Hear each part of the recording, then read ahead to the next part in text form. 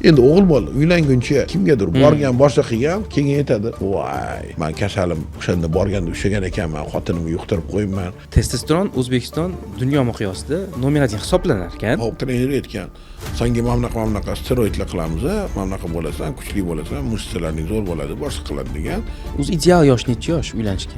Protezирование degan narsa eng katta bizneslardan bittasi. Urologga tirikchilikka aylangan. Doktor qaramagan ham yaxshilab.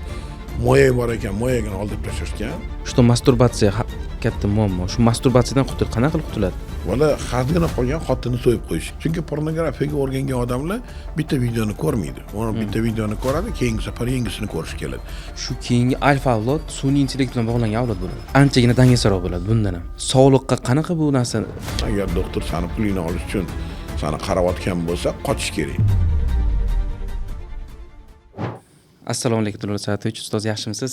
Allohga shukr, rahmat. Xush kelibsiz bizning podkastimizga. O'zbekistonlik birinchi vrachsiz. Sizni loyiq ko'rdik. Ko'rsatuvimizga chaqirishga. Katta rahmat rozi bo'lganingizga. Biz uchun sharaf siz bilan ko'rsatuv o'tkazish. Nimaga bolalar qo'pol qilib gapirganda heziyalash bo'lyapti? Bu rostdan shunaqami yo menga ko'rinyaptimi bu? Yo, aslida mana juda ko'p ham epigenetik deymiz bu o'zgarishlari bor. Mana ilmiy asoslangan narsa. Buni sabablari bir nechta. Birinchidan, bizani bilasiz, oziq-ovqatimiz o'zgardi. Birinchi.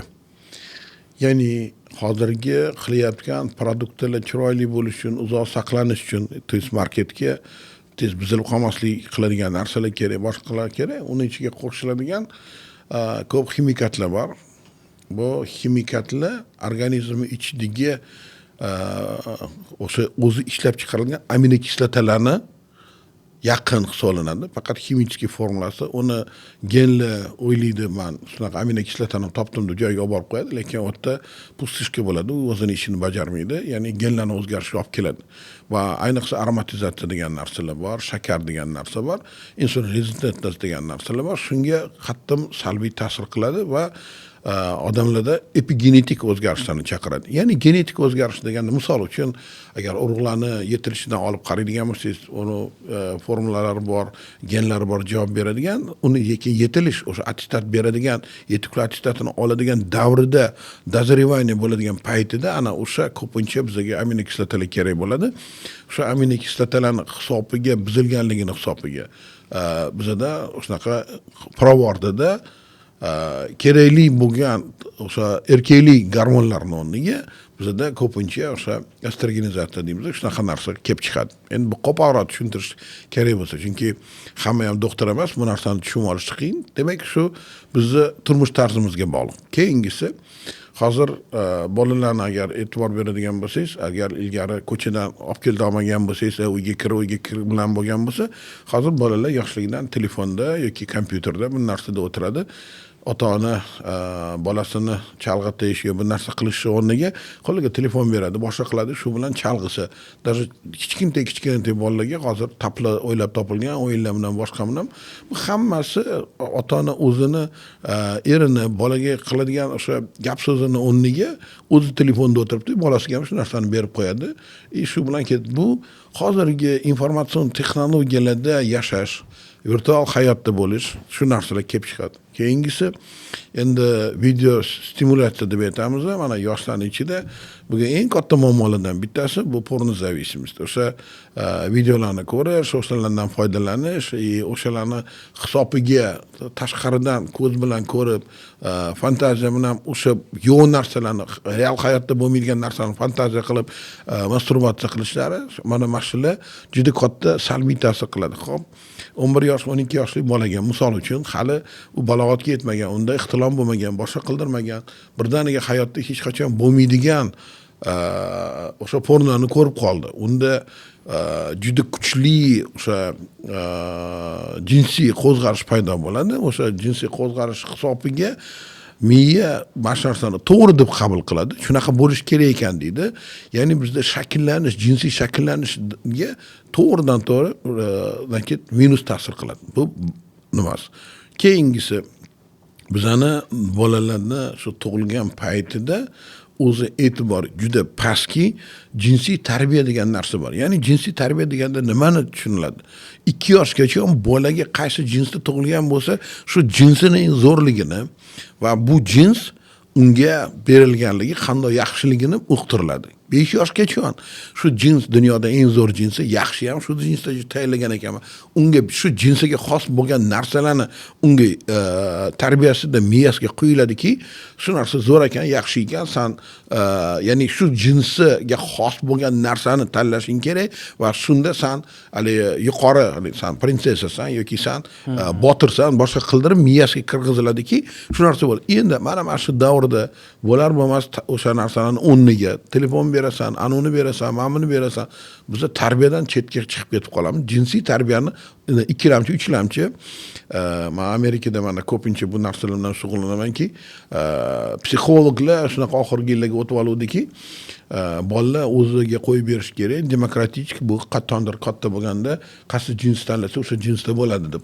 Даже maktab bolalari agarda psixolog bilan gaplashyapti, boshqa qildiryapti-da, men o'g'lim olaman deydigan bo'lsa, sen shunga ishonasanmi? Shunchami deb hali savollar berib boshqa qildirib, uni o'zida shubha chaqirtirib qo'yadi. Bu dunyodagi tendensiyalar, hozir ketayotgan tendensiyalar endi bir paytlar o'sha agar xabaringiz bo'ladigan bo'lsa, o'sha Saddam deydi, o'sha nimada lutf qavmili to'g'risida o'tilgan bu narsa. Qo'yib bersa insonga nimaga kelishini va qanaqa bo'lib ketishini boshqasini ko'rsatilgan. Ana shundan o'sha to'g'ri xulosa chiqarib olmagan. Hozir shu tendensiyalar agar shu ketish bo'ladigan bo'lsa, biz ham asta даже diniy davlatda ham, даже biz e'tiqodimiz kuchli bo'lganda ham baribir shuni ichiga kirib boramiz, chunki ko'pincha mana shu hozirgi bo'layotgan informatsion revolyutsiyalar bizda nimalarni har xil saytlarni dostupnosti bemalol shu narsani buzilishga olib kelyapti. Globalizatsiyaning minuslarida. Xuddi shunaqa. Endi har bir masalan bilasiz, internetsiz yashab bo'lmaydi, boshqa qilmaydi. Internetdan har xil informatsiya olish mumkin. Foydali, yaxshi ilm oshirishni ham olish mumkin. O'tdan kerak bo'ladigan bo'lsa, mana shunaqa musor, salbiy ta'sir bo'ladigan narsani ham topish mumkin. U ham bor, bu ham bor. Hozir yoshlardan so'rasam, men ana kuni Moskvaga bordim. Nimani telefon qila olmayman, O'zbekistonga yoki Amerikaga telefon qila olmayman. Menga kichkina bola o'rgatyapti. Aka, mana bunaqa VPN ni o'rgatib qilsa bo'ladi, men bunday qildirib, men bunday qilasan. VPN ni gapirgandan keyin bolani tushunyapmanki, bu любой narsani uni hech qanaqa zapret qo'yib bo'lmaydi. Aylanib o'tish boshqa degan narsani 9 yoshli bola. Og'aynimni o'g'li hamma narsani aytib beryapti, mana shunaqa qilib. Bular o'zi hamma yoqni kirib chiqqan, bilib bo'lgan, boshqa qildirgan yetaklar. Men keyin so'rab etdim-da, masalan, bizda dedim, ota-onani kontroli bor, qo'yib qo'yiladi Amerikada, mana shunaqa bolalarga masalan porno saytlarga, boshqa narsalarga nima yo'q, hech qanaqa problema yo'q. Mana bunaqa sen hamma narsa chiqib keladi, men ko'rsatib beryapti. Bu demak bu bola biladi, demak buni tengdoshlari hammasi bir-biriga biladi, qattan biladi. Bularni o'rgatilgan hamma narsaga, boshqa qildirgan, hali ilmiy o'sha progresslar hammasi mana shunaqa minus tomonligi ham juda ko'p olib kelyapti.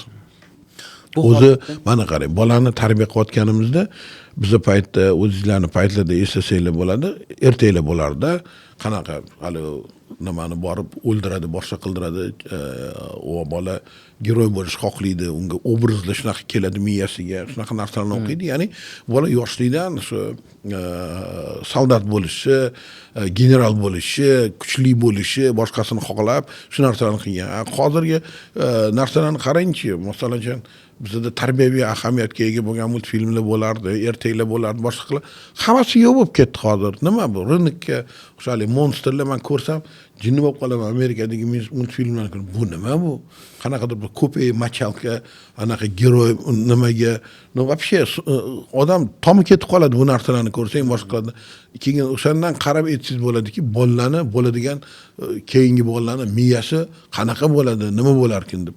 Bizda-ku masalan o'sha o'zgarish davomiga keldik, mayli hayotimizdan nima to'g'ri xulosa chiqarib olib analiz qila olamiz, lekin ularni o'zida hozir gaplashadigan bo'lsang, bizani umuman qoloq kallasi yo'q, hech narsani bilmaydi, shunaqaga chiqarib qo'ygan.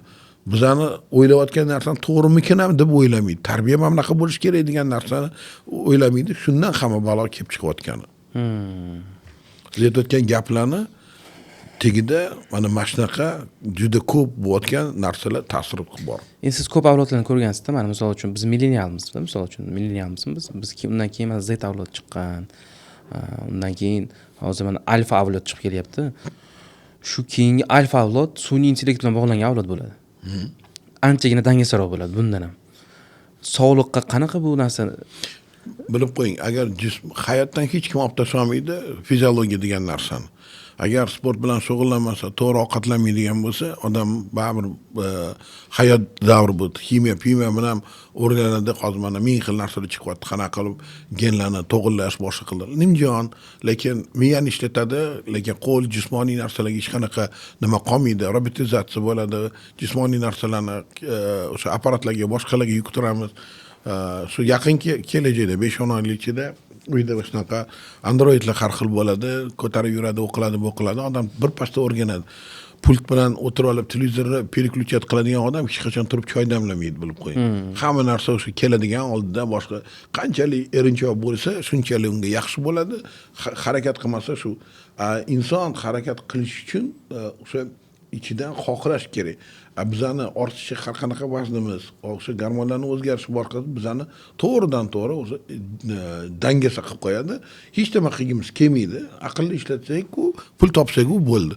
O'zi ko'plar shunaqa borib onlayn o'tiradigan, kompyuterda ish bitiradigan, shu kompyuterda o'tirgandan ko'tini ko'tarish xohlamaydigan shunaqa bo'lib qoladi. Bu dahshat narsa.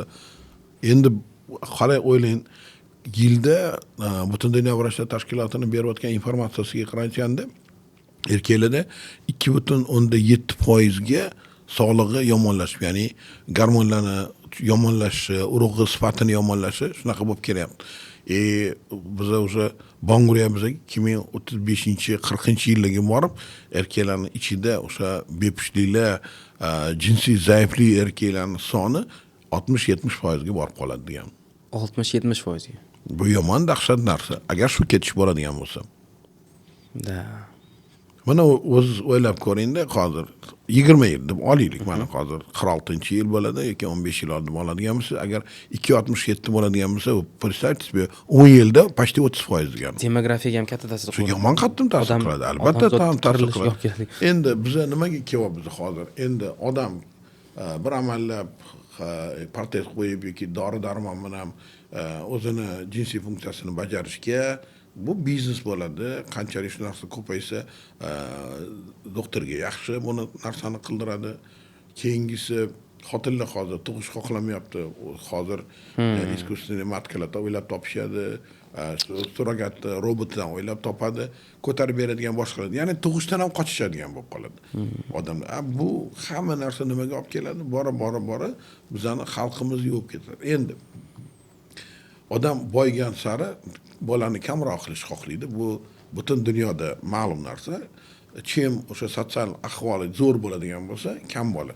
Bu o'sha mana Pribaltikada, Yevropada, Amerikada bu narsalar ko'rsatilgan. Boshqa asosan kim hisobiga o'sha bunga qaramaydigan, masalan, o'sha yevreylarda, musulmonlarda bu narsa yaxshi ishlayapti, boshqalar. Hozir dunyoda eng ko'payayotganlar faqat shu bo'ladi. Boshqa nima yo'q. Mana ittifoq respublikalaridan olib qarang, bo'lmasam Rossiyada qanaqa ahvol yoki o'sha Yevropadagi Pribaltikada qanaqa ahvol, boshqasi.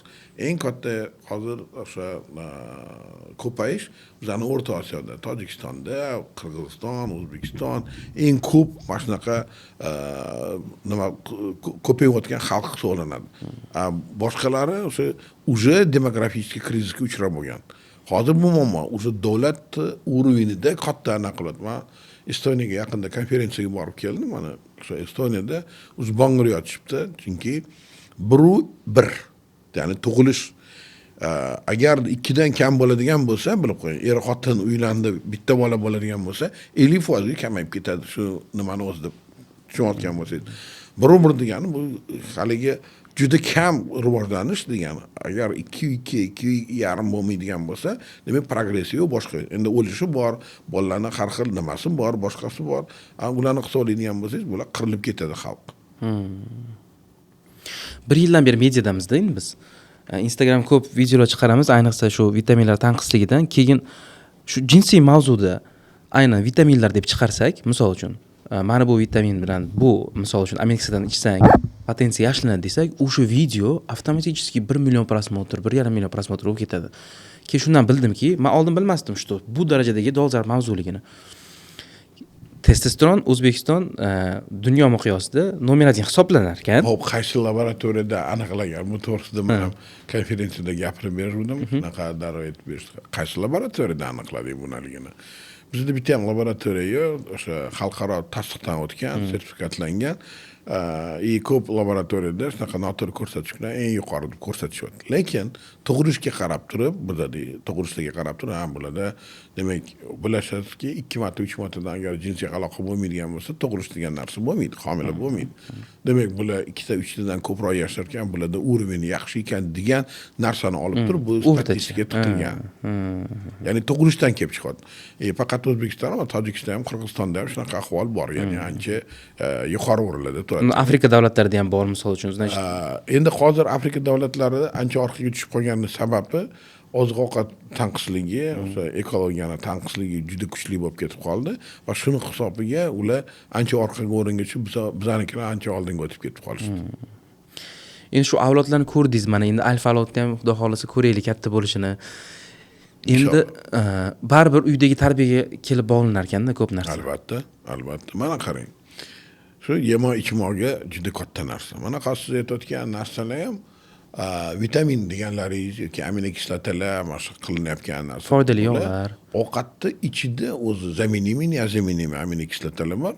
O'zi ovqat tarkibida bo'lishi kerak. Eng ko'pi o'sha go'sht tarkibida bo'ladi.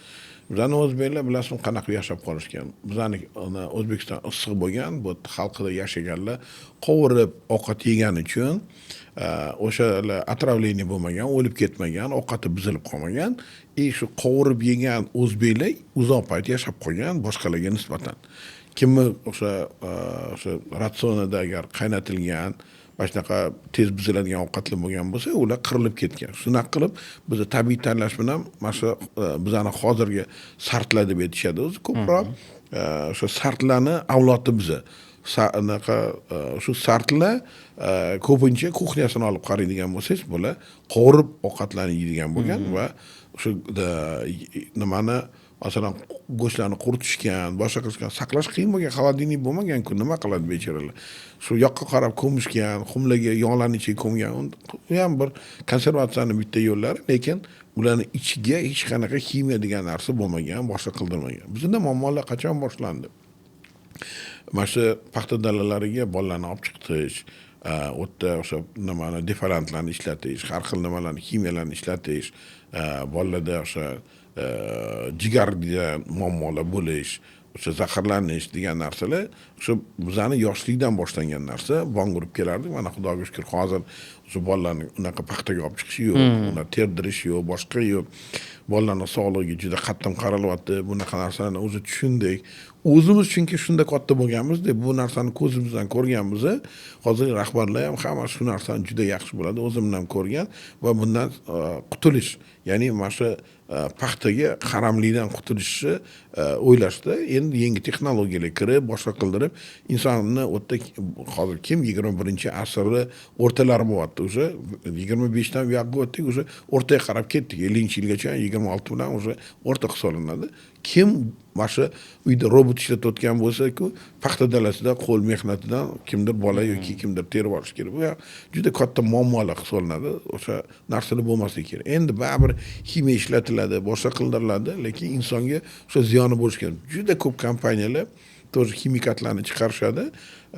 Bu ham biznes hisoblanadi, pul hisoblanadi, lekin hosildorchilikni yaxshi olish uchun gen modifikatsiya degan narsalar bor, boshqalar bor. Produktlar ham hammaga qanaqa qilib, masalan, o'sha yaxshi oziq-ovqat yetkazib berasan, go'sht boshqa degan narsa. Albatta gormon beriladi, antibiotik beriladi, semirtiladi gormonlar bilan. Endi o'sha tovuq masalan man O'zbekistonda endi bilamiz, biz har doim kichkinta tovuqlarni yeb yurganmiz. Hali bitta tovuqni o'zimiz yeb qo'yardik. Amerikaga boradigan bo'lsa, mana bunday tovuqlar, induklarni ko'rsang, haligi kurkalarni ko'rsang, mana bunday oyoqlarni ko'rsang, qo'y oyog'iga o'xshaydi. Chunki bu biznes hisoblanadi, modifitsiyat qilingan, zo'rlab ovqat beradi. Bir kun nimaga bordik? Foie deydi, jigarni olib o'shandan salat qiladigan nimasi bor. Men borib ko'rdim, bir yaxshi fermer, biznesmen og'aynim bor. Ko'rdim qanaqa ovqatlar, og'ziga zo'rlab shlanga bilan tiqib ovqatlantirar ekan. Ko'rib qo'ynim aynab ketdi, boshqa qildi, lekin shu qimillatmaydi, boshqa qildirmaydi. O'sha joyda bu nimani jigarni nimasi yog' bilan bostirish hisoblanadi. O'zi kasallik hisoblanadi, lekin shuni mazasi yog'lik bilan aralashgan bo'lsa mazali bo'ladi. Ana shundan o'sha foagralarni qilishadi, boshqa qilishadi, xalqqa yetkazib beradi. Ya'ni dunyoda talab bor, talab bo'lsa yetkazib berish. Mana siz ham aytyapsiz, dorilarga bo'lgan talab aytyapsiz. Shu jinsiy zaiflik borgan sari ko'payaveradi, yoshlarning ichida ko'payaveradi. Sabablarni aytib o'tdik. Mana nima sabablar bo'lishini endi har bitta erkak o'shaqa nimani xohlaydi? Ko'rinishim zo'r bo'lsin deydi, muskullarim zo'r bo'lsin deydi, bodybuilderga o'xshash xohlashadi. O'sha steroidlar qabul qiladi, proteinlar qabul qiladi, aminokislotalar qabul qiladi. Shularning hisobiga yaxshi bo'ladi. Bozorga nima kuchayaveradi? Talab kuchayaveradi o'sha nimalarni hozir mitoxondrialniy nimalar deb aytamiz, stimulyatorlar deymiz, testosteronni boosterlari bor deymiz, uni gruppalar rosa katta shunaqa metaboliklar ko'payadi. Shularning hisobiga o'sha odam talab borgani uchun rынок обязательно reaksiya qiladi va uni chiqaradi, производствосini albatta qildirib beradi. Endi bizda xalqimizda pul unaqa ko'p bo'lmagani uchun bizaniki arzonini qidiradi. Demak, hali yuqori texnologiyali, masalan, dorini o'rniga bizga o'sha straxi tilda qilingan dorilar bilan bozorni to'ldirib tashlashadi. Chunki buni sebestоймость arzon bo'ladi, boshqa qiladi, lekin o'sha ichida ko'rsatilgan o'sha narsalar xuddi o'shaqa bo'lmaydi. O'ta juda aralashmada unaqa narsa bo'lmaydi. Uni aralashmani qilish uchun agar aytilgan har bitta kapsula shunaqa bo'lishi kerak. Endi uni olib teganda shu yaqin bo'ladigan plus minus 10 bo'lsa, bo'ldi deb o'tkazib yuboradi, boshqa qildirib yuboradi. Shunaqa. Endi hozir aytib o'tib ketdingiz, mana protez haqida. Shu protez haqida o'tgan safar bir podkastda qatnashganimizda 23 yoshli, 24 yoshli bola ham qo'yishibdi. Hozir qo'yyapti bu narsani. Yo'q, bu fojia emasmi? Men fojia deb bilganim bilan aytganimiz bilan bilib qo'yingki, bu biznes bo'ladi. Masalan, urolog, kim urolog? Sidi yo'llarini xirurgiyada uni tirikchiligi nima? Shu operatsiya qilish. Masalan, men oddiy narsani aytib berishim mumkin.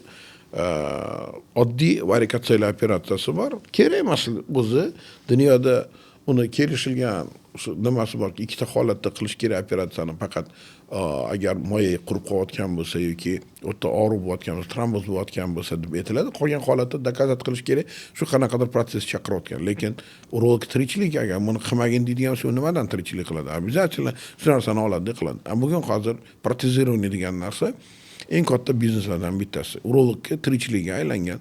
Shuning uchun u yosh yigitda mana kelyapti, xuddi siz aytayotgandek 24 yoshli bola, uylangan, 1 yil bo'lgan, o'sha shikoyat qilganiga unga protezирование maslahat berishibdi. O'sha bitta komponentli protez qo'yib qo'yishibdi.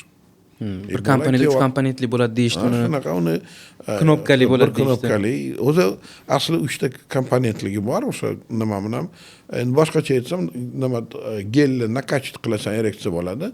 Knopkani bossan, gel ketadi, ereksiya yo'qoladi. Shunaqa narsa. Endi u nima bo'lmoqchi, giroy bo'lmoqchi, yoshligidan haligi ayol ustidan tushmasdan o'ylaydiki, mana shu qancha ko'p aloqa qiladigan bo'lsa, men ayollarga yoqaman. Bekor gap, uni ham aytib beramiz. Chunki mana shu protezирование bo'lgandan keyin, Viagralar chiqqandan keyin bizda seksopatologiyaga bo'lgan talab, vrachga bo'lgan talab kamayib ketdi. Sabab ana o'sha Viagra bilan yoki protezирование ham har qanaqa hal qilamiz degani uchun shunaqa kafedralar yopilib ketdi, o'qituvchilar qolmadi. Biz mana shu oxirgi pokoleniya o'zi mendan masalan hozir bilmayman kim bizdan keyin bu bilan shug'ullanadi. Hech qanaqa o'qitadigan shogird ham yo'q, boshqa qiladigan. Buni olaman degan ko'p, lekin tegi yetmasdan uni yengil yo'l bilan hal qilsa-da, jaraq pul topsa bir kunda bo'ldi, shu narsa kerak. Protezирование nima? Bir kunning o'zida 1 soat ichida pulini oladi, bo'ldi, u bilan ishi yo'q. Ketdi bemor, uni hech qanaqa anaqasi yo'q. Keyin u yog'i nima bo'ldi, nima qo'ydi, uni asorati bormi, boshqasi bormi, u bilan ishi yo'q. Yoki operatsiya qildi, bo'ldi, pulini oldi, ketdi, shu bilan boshqa hech qanaqa nima yo'q. Asorati bormi? Demak, albatta asorat bor. Qanaqa asorat bo'lmaydi? Albatta asorat bor. Har qanaqa holatda asor bor. Mana o'zi endi bizda protezирование endi boshlagan bo'lsa, hali hamma ham buni juda yaxshi, yuqori o'sha darajada qo'ymaydi. Birinchidan, uni qo'ygandan keyin o'ziga yarasha juda ko'p asoratlari bor. Ana o'sha asoratlari bo'lib yotibdi. Hali ham uni ko'ryapmiz har kuni. Mana o'sha siz aytayotgandek protezирование qilganlar hammasi keyin bizga keladi. Men ko'rib o'shanga qarab aytaman, nimaga qildirding deb. Ya palonchaki aytdi, shu mash bilan muammom hal bo'ladi deb. Men qattan bilaman, doktor aytdi, ishondim. Albatta, doktorga ishonmasa kimga ishonadi tag'in? Shuncha qildiryapti. Uni o'ylab mana qarang. Men bolam bilan suhbatlashyapman. Unda chisti mana как seksopatolog aytib beraman. O'sha psixologik faktor deydi. Psixologik faktor. Ya'ni o'ziga bo'lgan ishonchi yo'q. Uni faktorlari bo'lgan bir nechta shunaqa xavotirlikka tushib qolgan, shuni hisobidan unda kopulativ sikl deymiz, buzilgan. Ona o'sha kopulativ sikl deganimiz ichida o'sha manbalari bor, o'sha ichida gumoral faktor bor, psixologik faktorlar bor, ereksion faktorlar bor, ejakulator faktorlar bor. Bolada shunaqa chisti psixologik bo'lgan faktor gaplashib, sразу test qilganimizda chiqdi bu narsa, ko'rildi, lekin bolaga o'sha protezирование qilib bo'lgan. Mana shunaqa narsa. Bu nima? Konflikt interesov degan narsa. Mana Amerikada ham zo'r olimlar bor, yaxshi professorlar bor, boshqalar bor. Shularni bilasizmi, ko'pini производствоsi bor. Men qarshi emasman. Yaxshi. Nima производство qilgan? Chunki boshqalarning aqli yetmagan shu narsani kerakligiga boshqaligini shuni производство qilib topildi, o'zi bergan texnolog qilib berdi, o'shani olib chiqaryapti. Yaxshi продажasi bor, chunki effektivnosti yuqori bo'lgani uchun. Bu normal holat, lekin o'sha o'zi производство qilgani uchun o'quvchilarga ham boshqalarga ham mana dorimni sotgan deb unga atkat beradi. Ana bu o'sha konflikt interesov hisoblanadi. Doktorlar o'sha mana bizda ham shunaqa narsa bor. Farm kompaniya keladigan bo'lsa, kuchli nima qiladi? Men dorimni sotib bersang, senga masalan atkat beraman. Mayli 5 mi, 10 mi, 20 mi qancha deb beradigan bo'lsa, shu narsani beradi. O'shani zainteresovani qilib, doktor uni davolashga emas, diagnozini emas, boshqasini emas, shu nima dori bersam, men foyda qilsam-ekan deb o'ylaydi. Men juda ko'p mana viloyatlarga chiqaman. Hammasiga viloyatda aylanib chiqaman. Men bu yerga pul topgani kelmayman. Umuman menga O'zbekistonda kelib hech qanaqa narsa Amerikada bu yerda oylab topadiganimni bir kunda topib olaman. Hech qanaqa muammom yo'q. Lekin shu yerda o'qish kerak, sadaqa jariya degan narsa bor. Shularni o'qiting, o'rgating deb kelaman, boshqa qildirib. Mendan keyin o'sha shogirdlarim bo'lib, aqlli bo'lib, o'sha pulni olish uchun emas, to'g'ri tibbiyot bilan shug'ullanadigan bo'lsa, o'tib ketganimizdan keyin ham o'sha bizga savob borib turadigan narsa bor. Endi hozir pul shunaqa narsaki, men shayton deb bilaman. Men bitta ham o'quvchimni shunaqa o'rgatmaganman, lekin borganimda o'zim va o'quvchilarim meni taklif qilishadi. Domla keling, ko'rib bering, bizga yetib bering. O'shalarni bergan nazarchilarni ko'rsam, darrov aytaman. Baribir sotilib ketibsan. Farm kompaniyani o'sha arzimagan pullariga ishonib o'sha kompaniyani dorilarini yozyapti. Avotda uni hech qanaqa effektivnosiga olib etilgan narsa qilinmagan, aqlini biladi o'zi bo'lmasam. Lekin o'sha narsani bilib turib, o'sha narsani bermaganda, o'sha kompaniya bergan qanaqadir o'sha dorilarni yozib bergan. Bu mana shu konflikt interes degani shu bo'ladi. Значит, protezda ham absolyutniy показания bo'lish kerak ekanda. 100%. Birinchidan, agarda u bemorni konservativ davolash mumkin emas deb aytilsa, qilinadi. Misol uchun, qandli diabet kasallik bor odamda, misol uchunda, endi eng ko'p показанияларdan bittasi qandli diabet kasallik bor. U yerda nimada juda ham qattiq kavernous tanachalarda o'zgarish bo'lib qolgan, uni bitishi amri ma'lum. Shuning uchun bu holatda qilish mumkin. Yoki travma olgan, fibrozli bo'lgan, chandiqqa aylanib ketgan, uni tiklash hech qanaqa mumkin emas. Shunaqa holatlarda o'zi protezирование ko'rsatmasi bor. Lekin yosh bolaga psixologik sostavляющий problema bo'lganda hech kim unga protezирование qilmaydi. Agarda bizada bemor yonidan to'lamaganda uni mana как Yevropada yoki Amerikada insurance deymiz, страховка uni pulini to'lab berganda unga bir tiyin olmasdi, qilgan ishiga uni keyin sudlama sud litsenziyasini olib qo'yardi, doktor ko'chada qolardi.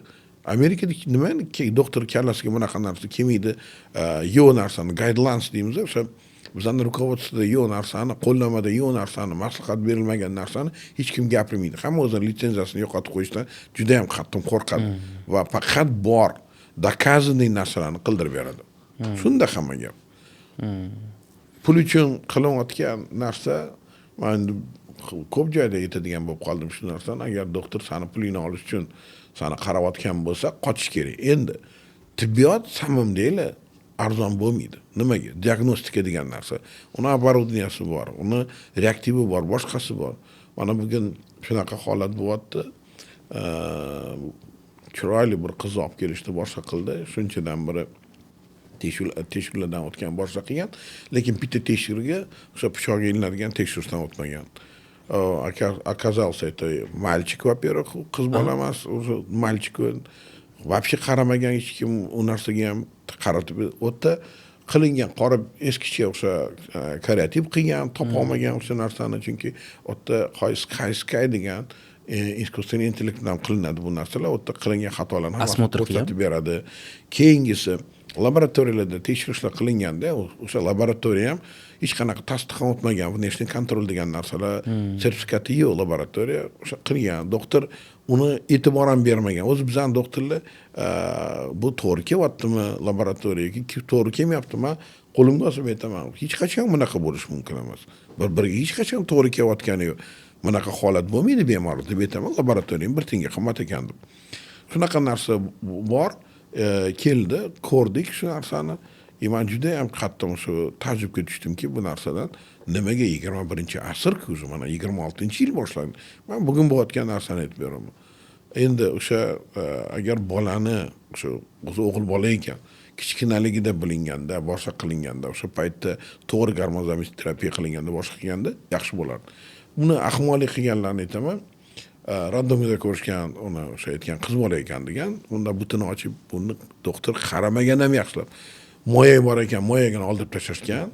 Shunaqa dahshat narsalar qilib tashlashgan. Men ko'rib juda ham g'azablandimki, shu doktorlarning savodsizligidan, qilayotgan ishlaridan, boshqalaridan. Shunaqa bo'lganda, keyin men ham o'sha o'tda betda aytishga majbur bo'laman. Shunaqa qilmalaring, nima keragi bor deb. Doktorni o'zi o'ylaymanki, doktor bo'lishiga ichida motivatsiyasi bo'lishi kerakki, prinsipi bo'lishi kerak doktorni, bemorga hech qachon pul uchun ziyon narsa qilmasligi kerak. Meditsinaning o'zi asosiy prinsipi ham shu tibbiyotda hech qachon bemorga ziyon keltirmagan. Nima qilasan? Qanaqadir 5 tiyin pulni olaman deb o'shanga sen bo'lar bo'lmas dorilarni beryapsan. Mana keyin bugun yana bitta holatlardan bittasi, sport zalga boradigan bolalar kelyapti. Aka mamnaqa, imamda ko'kragida kattagan ginekmastia bor. Gines deyiladi. Men ona Amerikada ham bu bilan shug'ullanaman, bodybuilderlarga yordam beramiz, boshqa qildiramiz. Endi gap shundaki, zalga borgan.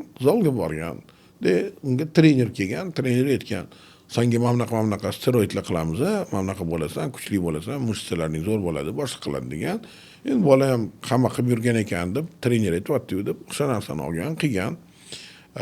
Yana unga testosteron bergan, tam bir necha xil nimalarni, steroidlarni o'sha qilib bolani yaxshi muskullarni paydo qildirgan, no chukuni o'sishidan va urug'larini azospermiyaga olib kelib qo'ygan.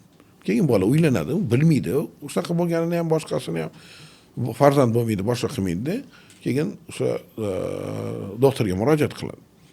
Urolog ko'radi-da, keyin deydi, keladi, urug' topshirsa urug'ing yo'q deydi, tuxuming kichkina ekan, mayda ekan deydi. Ana shundan boshlanadi, keyin bizani qidirib kelib, topib kelib ko'rsatdi. Чистый steroidni o'sha problema. Nimaga steroid olgan paytda LG blokirutsiya qilib qo'ygan, LG chiqmagan, ishlamagan, tuxum moyaga ishlashdan to'xtagan, u поддержка bo'lmaganicha ishlamagani uchun moya уже quriy boshlagan, giplaziya bergan vaqtda, urug'lar hammasi blokirutsiya qilgan. Bo'ldi shu. Mana shunaqa holat. Hammasi nima uchun? Men shuning uchun o'sha trenerlarni bariga deyman. Shu senga shogird bo'lib kelyapti. Sanda qo'lingda shug'ullanib bir qanaqadir natija, chiroyli bo'lmoqchi maqsadi borki, shunga kelyapti. Senga ishonib keldi. Sen qanaqa qilib bunga steroid qildirasan? Qanaqa qilib sen bunaqa narsalarni berasan? Mana ba'zida leksiya o'qib qolsam, doktorlarning o'zidan so'rab qolishadi, keyin voydod boraman. Akritsa bering, qanaqa qilib nima qilish kerak, nima dori berish kerak. Men shu nimani gapirdim, patogenezini gapirib beraman, hammasini aytib beraman. Voydod boraman o'zim ham, qanaqa turdi. Endi hammasida emas, ichida ko'proq shunaqa doktorlikni pul topish uchun, kasb uchun deb harakat qilganlar. Mana shunaqa doktorlardan qochib yurish kerak. Kecha Termizga borib keldim. Bitta klinikada bolaga sen gonoreysan debdi-da, urolog. Qara, hech unga laboratoriyasi ham qo'ya olmaydi, ham boshqa qildira olmaydi, venerolog ham emas. Bola aytyapti, men umrimda bo'lmaganman, qayerdan menga kelyapti? Xotinim ham deyapti, hijobdagi xotin, anaqasi bor, qayerdan menga kelyapti deydi bunaqa narsa. Bola aytib beryapti. Shu u endi o'sha doktor hammaga shunaqa qilib oturgan. Endi o'g'il bola uylanguncha baribir kimgadir borgan, boshqa qilgan, keyin aytadi, "Voy, men kasalim o'shanda borganda ushlagan ekanman, xotinimga yuqtirib qo'yibman. Endi menda mana shu bola tushishi ham yoki mana bu narsa ham shundan bo'lgan ekan" deb unga pulini berib o'shanda davolanadi. Ko'rdingmi? Moshennik aytaman, bu чистейший moshennik. Yoki yana bitta holati bolasi tushgan, boshqa qilganda doktorga borsa, sanda debdi torch infeksiya bor degan. Bu bechorani eri xotini o'sha bor. Yana bu nima qachondir kimga bilan bo'lgan bir paytlar, 10 yil oldin, 15 yil oldin, voy o'shanda qolib ketgan ekan, boshqa narsa yo'q-ku. O'shanda qolib ketgan ekan deb pulini berib davolanyapti. Yana bitta holat bor, o'sha ham Termizda bo'ldi. Bola xazgina qolgan xotini so'yib qo'yishgan. Nimaga? U aytibdi, sanda dedi, mana shu xlamidi kasal chiqqan degan. U bola kallasi bor.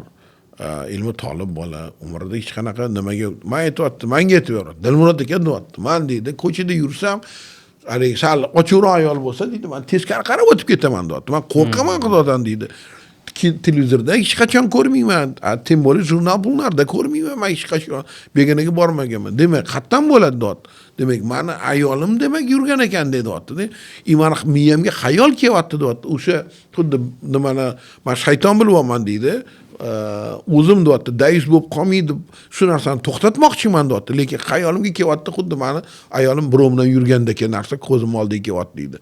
Men deydi, ilmi tolib bo'lganim uchun ko'zim bilan, xayolim bilan xotinimni begona erkakning tagiga tiqishdan to'xtab, o'sha xayolni haydab boshqa qildirib kelyapman.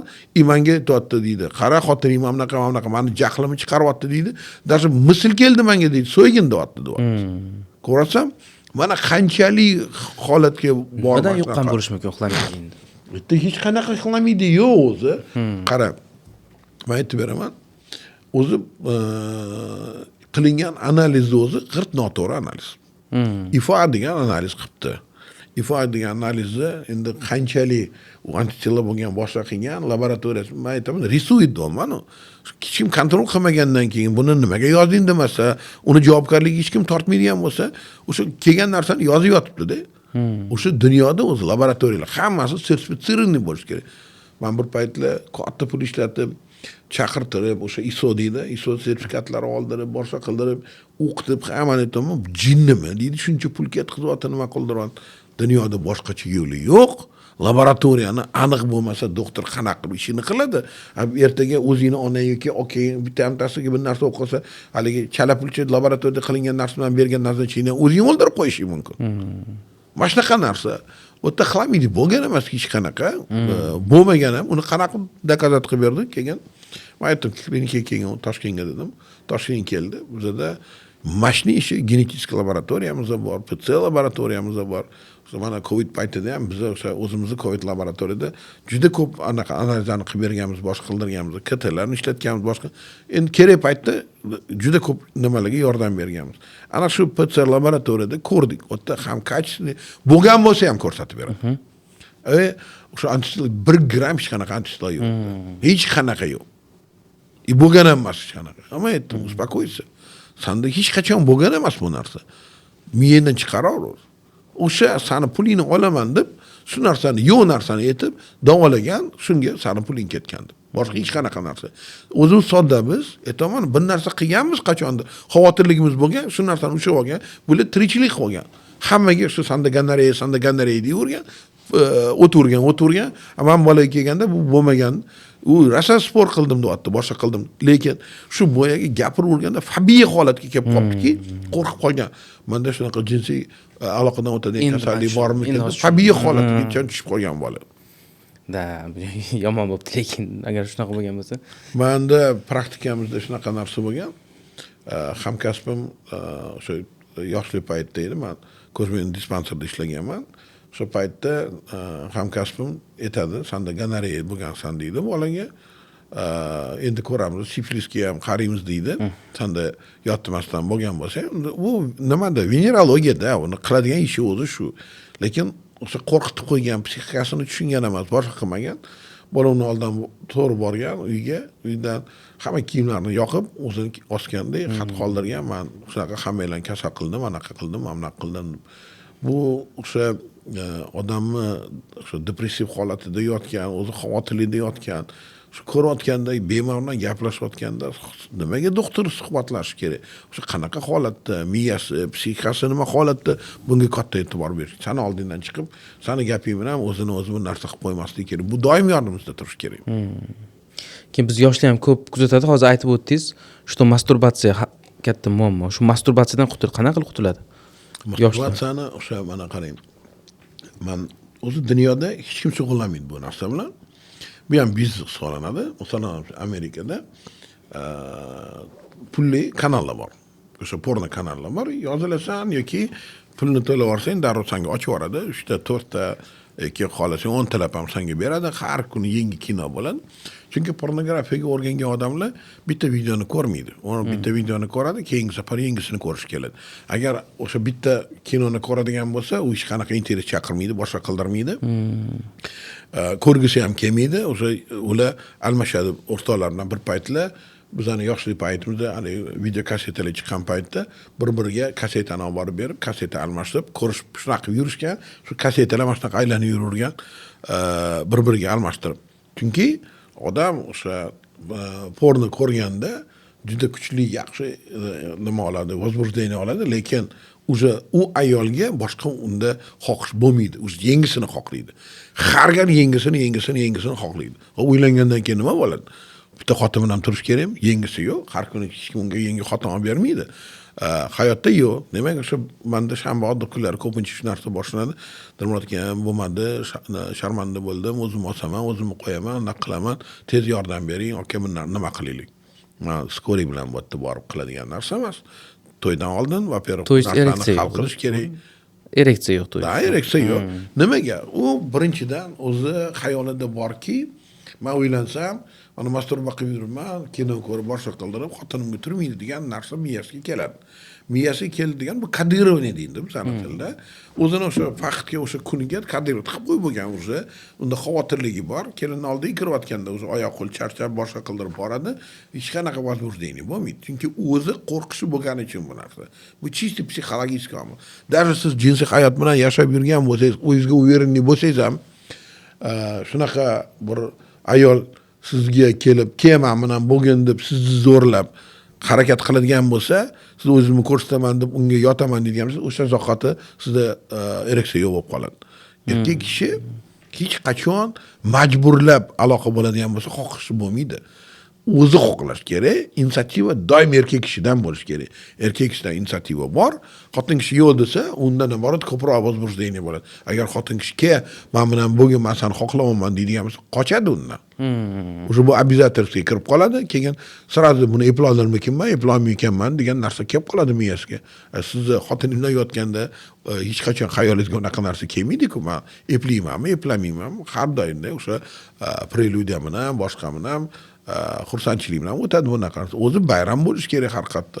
Bu holatda mana shunaqa narsalar borki, erkak kishiga bu обязательство bo'ladi, miyasini u kadira tiqib qo'ygan, to'y kuni men ayolim bilan bo'ladigan bo'lsam, eplolmayman, yaxshi narsa bo'lmaydi deb qo'yib bo'lgan.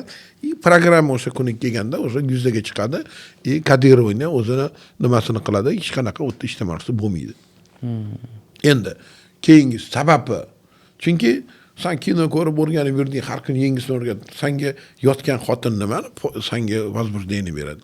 Sen ko'rgan narsang hech to'g'ri kelmaydi. Miyani qarang, shakllanish davri bo'ladi. 12 yoshdan bolalarda o'zi o'sha jinsiy shakllanish degan narsa bo'ladi. Xo'p, nima bo'ladi 12 yoshda? Qizlarga gap otishni o'rganishing kerak, ular bilan suhbatlashishing kerak, qanaqa qo'polroq etsa o'rashni o'rganishimiz kerak, to'g'rimi? Har xil adashib, har xil noto'g'ri gaplarni gapirib, qo'pol gaplarni qilib o'rganasanki, bu qizga bunaqa gapirib bo'lmasa ekan, yoki qiz bolaga harakatga e'tibor qilish kerak ekan, kichkina sovg'ami, bobg'am, ya'ni sen adashib to'g'ri yo'lni topib olasan, keyin biz aytayotgandek lavilash bo'lib qoladi. Chunki Kazanova degani o'sha buni o'zi biladi, qizlarga nima yoqishini biladigan, nima so'z yoqadi, kompliment yoqadi, qizlarga nima yoqadi, materialniy ценности yoqadi. Qiz bola o'zi tug'ilishidan u merkantil hisoblanadi. Ya'ni beradigan qanaqadir bir moddiy boylikka juda qiziquvchan. Nimaga? Chunki u genetik homila bo'lish kerak, tug'ish kerak, bolasini qanaqadir paytda uyda o'tiradi, bolasidan boqish kerak, boshqa kimdir uni har doim boqtirish kerak, qarash kerak, himoyalash kerak. Shuning uchun ularda genida bor bu narsa. Uni xotin kishini san meni mol dunyoyimga ish qilyapsan deyish, bu o'zim erkak kishining o'zi noto'g'ri narsasi. Albatta, qancha ko'p topsang, sen shunchalik zo'rsan. Ilgari aytardik, erkak kishilarning muskuli bo'lish kerak, qorinni pressi bo'lish kerak. Hozir cho'nchakda puling bo'lsa bo'ldi, hech qanaqa narsa yo'q. Ana o'shani puling bo'lsa, xotin kishi seni yaxshi ko'raveradi. Endi erkak kishi har qatda yaxshi ko'radi. Erkak kishi har qatda yaxshi ko'radi. Mana endi oddiy o'zimizdan kelib turib misol aytib chiqaylik.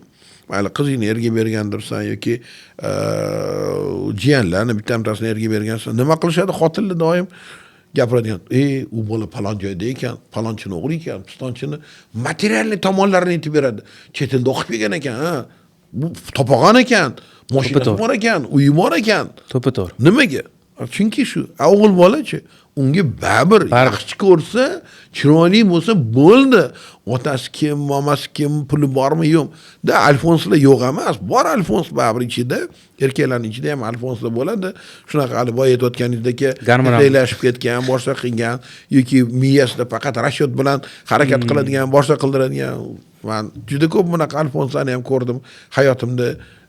Vallahi alam hech kimga uchramasin, lekin shunaqa alfonslar ham ko'p. Baribir iloji yo'q. Lekin o'g'il bola uylanganda har qatda yaxshi ko'rib, ayol kishini xohlab o'shanga uylanadi. U har doim kim bilan yotishini, qanaqa yotishini, o'shani yaxshi ko'rganidan, unga tortganidan uylanadi. Qiz bola seni o'sha yaxshi ko'rganingni ko'rsa, qilayotgan e'tiboringni ko'rsa, gapirayotgan komplimentlaringni ko'rsa, keyin o'zini saqlasini beradi. Mayli, men shunga tegaman deb. O'shani baland tabaqa, past tabaqa degan narsalar borki, o'zi aslida shu ayollarga bu narsa. Ayollar o'zidan balandroq tabaqaga erga tegishga doim harakat qilib kelishgan. Lekin o'g'il bolaga hech qachon u narsa interesli bo'lgan emas. Har qatda o'g'il bola yaxshi ko'rib uylanadi va unga shu juda ham zarur hisoblanadi. To'pa-to'g'ri, qo'shilaman shu fikrlaringizga. Endi ko'p shu yoshlarda nimaga hozirgi bolalar uylanishga uncha qiziqmayapti? Ya'ni bir shunaqa mavzular ham. Birinchidan Vроде hamma narsasi bor, lekin yo'q, men uylamayman deydi. Uni Hammasini agarda suhbatlashadigan bo'lsak, shu vaqtida uylanishni xohlamaydigan bolalarni albatta ularda qanaqadir seksual problemalar bor, qanaqadir o'zgarishlar bor. Mana men aytib beraman. Mani bir yaqin shogirdimni o'g'li otasini to'pligining ichiga sabr solib qo'yibdi. 20 yosh, 21 yoshli bola. Diniy tarbiya olgan, boshqa qildirgan. Men ko'rib xursand bo'ldimki, shu otasiga namak beryapman, o'ylantirib qo'ying. Otasi nima qilib olib shunday aytgan ekan, o'ylantirib qo'ydi, men bunaqa yurolmayman dedi. Men haromdan qo'rqaman, boshqa qildirmayman dedi. O'zi aslida o'g'il bolalar agarda mana boya aytayotgandek pornolar ko'rmasa, masturbatsiyalar qilmasa, shunga o'rganib qolmasa, o'tirib qolmasa, nima qiladi? O'ylanaman deydi. Xo'p, endi ayting. Qiz bolani orqasidan uni o'rab, u bilan yaqinlik qilish uchun qancha mehnat kerak, uchrashuv qilish kerak, restoranga borish kerak, sovg'a berish kerak, chiroyli gaplar gapirishing kerak, boshqa qilishing kerak. Endi o'shaning ichida yana valnovatsiya qilasan, nito gapirib qo'ymay, boshqa qildirib qo'ymay, unaqa balomat. Uni o'rniga uyga kelyapsan, kino ko'ryapsan, bir pasda qo'lingni ham chiqarding, undan zo'r kayf olding. Xo'p, qaysi birini qilasan? Bir marta bankka borib o'margan odam mardikorchilik qiladimi ertasiga chiqib? Yo'q. Xuddi shunaqa narsa o'zi bu. Hech kim qilmaydi bu ishni. Mana shu pornolar, boshqalar hammasi mana shunga sabab. Endi aning ko'rgani bo'ldi. Kayfini qilib yuribdi, xotini nima qiladi? Boshiga urib. Ungacha ishlash kerak, unga ham uni boqish kerak, boshqa qilish kerak. Nima qiladi hamma? Hozir bu narsa butun dunyoda tarqalyapti, bilib qo'ying. O'zini qondirib yuribdi, ayol kishi nima kerak bor? Bosh og'rig'ini. O'rtoqlarni ko'ryapti, uylanyapti azginadan keyin g'am ajrashyapti, yarim topganini olib qo'yyapti. Kim xohlaydi unaqa narsani? Hech kim xohlamaydi. Albatta, shuning uchun mana shunaqa narsa ko'payyapti, kengayapti. O'zi ideal yosh necha yosh uylanishga? O'zi erkak kishi har xil yetiladi. Ba'zi bir o'g'il bolalar vaqtli yetiladigan o'g'il bolalar bor. U ham jismonan, ham aqlan yetilgan bo'ladi. Qizlarning ichida ham shunaqa. Qachon agarda shu hayot qurishga mas'uliyat bilan o'sha javob beradigan bir qilayotgan ishlarga javob beradigan holat.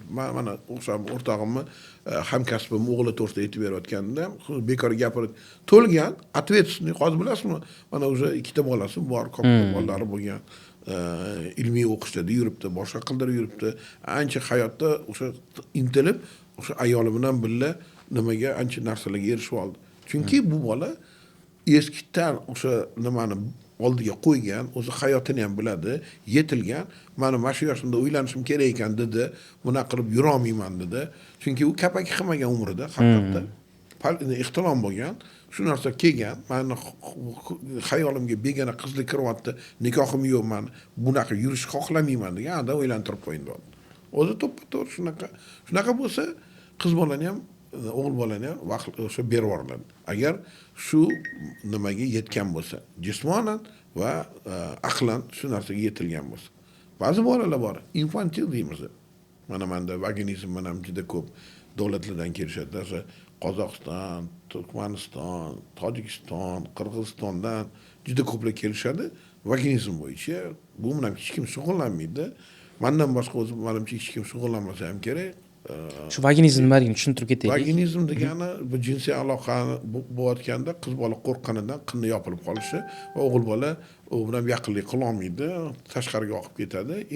Uni qiz tarzida o'sha verga deb aytamiz, qizlik pardasi saqlangan holatda turmush qurish deb ko'pincha tushuntirib beramiz.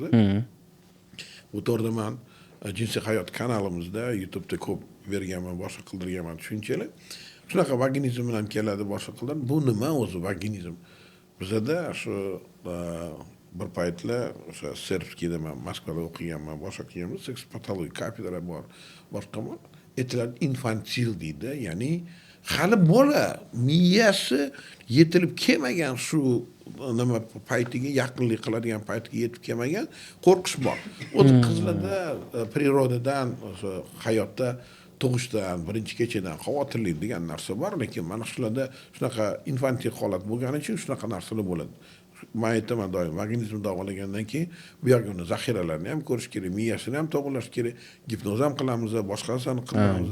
Men o'sha birinchi bo'lib Examine degan оборудование olib keldim. Qarang, bu juda qimmat turadigan оборудование. Menda kichkina motorli samolyot olish mumkin edi Amerikada yoki yaxta olish mumkin edi yoki shu narsani olish kerak edi. Men оборудование oldimki, kredit qildim, oldik. Endi shu дорогостоящий оборудование bittasi bu nima qilib beradi? Sanda mana mental зависимость bor-ku, masalan, narkoman, tabakokурение yoki o'sha porno зависимость degan narsalar, orientatsiyalarni buzilishi, boshqa degan narsalar, shularni bilan shug'ullanish uchun men shu narsani oldim. Chunki men o'ylayman, bittaga o'sha orientatsiyasi buzuq odamga ham yordam bersak, bu katta ish qilgan bo'lamiz. Jamiyatga ham katta foyda keltirgan bo'lamiz. Bir oilani sha'nini saqlab qolgan bo'lamiz. Shuning uchun bu narsa u hech qanaqa pul bilan shug'ullangan emas. Men O'zbekistonga o'zim pul topaman deb kelmayman deb aytdim-ku. Lekin bu yerda shu narsalarni, yangi texnologiyani olib kelish kerak. Men juda ko'p yangi texnologiyalar olib kelganman. O'sha birinchi искусственный embrioskoplar, o'sha HiSky degan nimalar, genetik laboratoriyalar, molekulyarniy genetik laboratoriyalar, o'sha examine bular hammasi yangilik narsalar. Hali masalan Rossiyada ham, Qozog'istonda ham hech qayerda yo'q bu narsalar. Birinchi O'zbekistonga olib keldiramiz. Даже o'sha erkaklarni, ayollarni jinsiy faoliyatini tiklashda bo'ladigan fizioterapevtik yoki yangi texnologik davolar. Endi mana masalan o'zak kletkalar bilan eshitganmisiz yo'qmi? Nimani o'sha insonni o'zini ichida o'zak hujayralari bo'ladi. Stolovoy kletka deydi agar o'sha stolovoy kletkalar bilan davolash. Bizda juda chujvoy narsa edi. Shuni ekstraksiya qildirish, uni olish, boshqalarni o'zimiz razrabotka qilib, o'shani a'zoro tomonlarini topib kelgani boshladik biz PRP bilan, exom bilan birga elektron disfunksiyada birinchi qilgan ishlar bundan 10 yil oldin boshlagan edik. O'sha hali kavernoz tanachalarni tiklash. Men aytdimki, protezirovaniyani o'rniga shuni qildik. Chunki protezironiya O'zbekistonda yo'q edi, qimmat tushardi u paytda juda. Shuni majbur qildik, yana qancha rezultat oldik. Hozir ham mana bepishlik bo'lsa, ya'ni tuxum kichkina ham o'smagan, jinsiy rivojlanishdan ortda qolgan, uni hech kim shug'ullangan emas, aytadi, sanda hech qanaqa bola bo'lmaydi, bor asrab olgin deydi. Ana shular bilan birga ishlab, ana shularda ham qancha rezultat olib o'ylaymanki, yana bosh peshonamiz urilib nima shishkalar ishlab to'g'ri yo'llarni topib olamiz. Odam baribir o'sha yo'lidan qaytmasa, ortga qaytmasa, to'g'ri yo'ldan ketaveradigan bo'lsa, baribir xohlamasa vaqt o'tishi bilan o'sha qilayotgan ishlari, shishkalaridan qilgan narsasini qaytarib qolmasdan to'g'ri yo'lga tushib oladi. Keyin hozirgi mana yoshlarda biz hozir men kelgan savollardan boshqadan bilyapmiz. Fobiyalashib boryapti birinchi kecha o'g'il bolalarda ham. Bu narsa bo'lmagan oldin. Men endi kuzatmaganman. Hozir fobiyalashib boryapti ekan. Sabab qarang. Xo'p. Sizda hech qachon ayol kishi bo'lmagan bo'lsa, siz ayol kishi hammasi yopiq holatda ko'rgansiz. Даже tovonini ko'rib qolsangiz ham fantaziyangiz ishlab, buni yechintirib, o'sha unga возбуждение bo'lgansiz. Albatta sizda возбуждение bo'ladi. Endi hozir siz porno ko'ryapsiz, yalang'och xotinlarni ko'ryapsiz, har xil narsani ko'ryapsiz. U sizga yalang'och yotgan xotiningiz ham hech qanaqa kelin hech qanaqa sizga qiziqish chaqirmaydi. Shu boya ham shu narsani gapirib o'taman. Nimaga qo'rqish bor? Chunki o'zi bola biladiki, mana shunaqaga o'rganganligini unga hamma aytayapti, bu qilma masturbatsiya. Porno ko'rib qilish masani erta impotent qiladi. Bu har qayerda bor narsa. Agar siz fantaziya bilan qilib yurgan bo'lsangiz, porno ko'rmayapsiz, u hech qanaqa ziyon emas. Uni ota-bobolarimiz ham hamma qilib kelgan, hayvonlarning ichida ham bor bu narsa. Bu normal fiziologik holat hisoblanadi. Yoki ixtilom bo'ladi, bu normal holat bo'ladi. To'g'ri, mana shu. Uni o'sha shakllanishni buzib yuborgandan keyin, boshqa qilgandan keyin miya ko'ryapti, ko'chada yuryapti-da. O'zi mana qiz bilan uchrashgani chiqdi. Sen nima qilishing kerak? U bilan gaplashging kelib, quchoqlaging kelib, sana o'sha ko'kragi, ko'ti, boshqasi sana o'sha jalb etish kerak. Sani ko'krak jalb etmayotgan bo'lsa, ko'tiga qaraging kelmayotgan bo'lsa, işte o'zing bilasan ertaga bu bilan qanaqa yotaman, men bunga meniki turmaydi deb aytadi.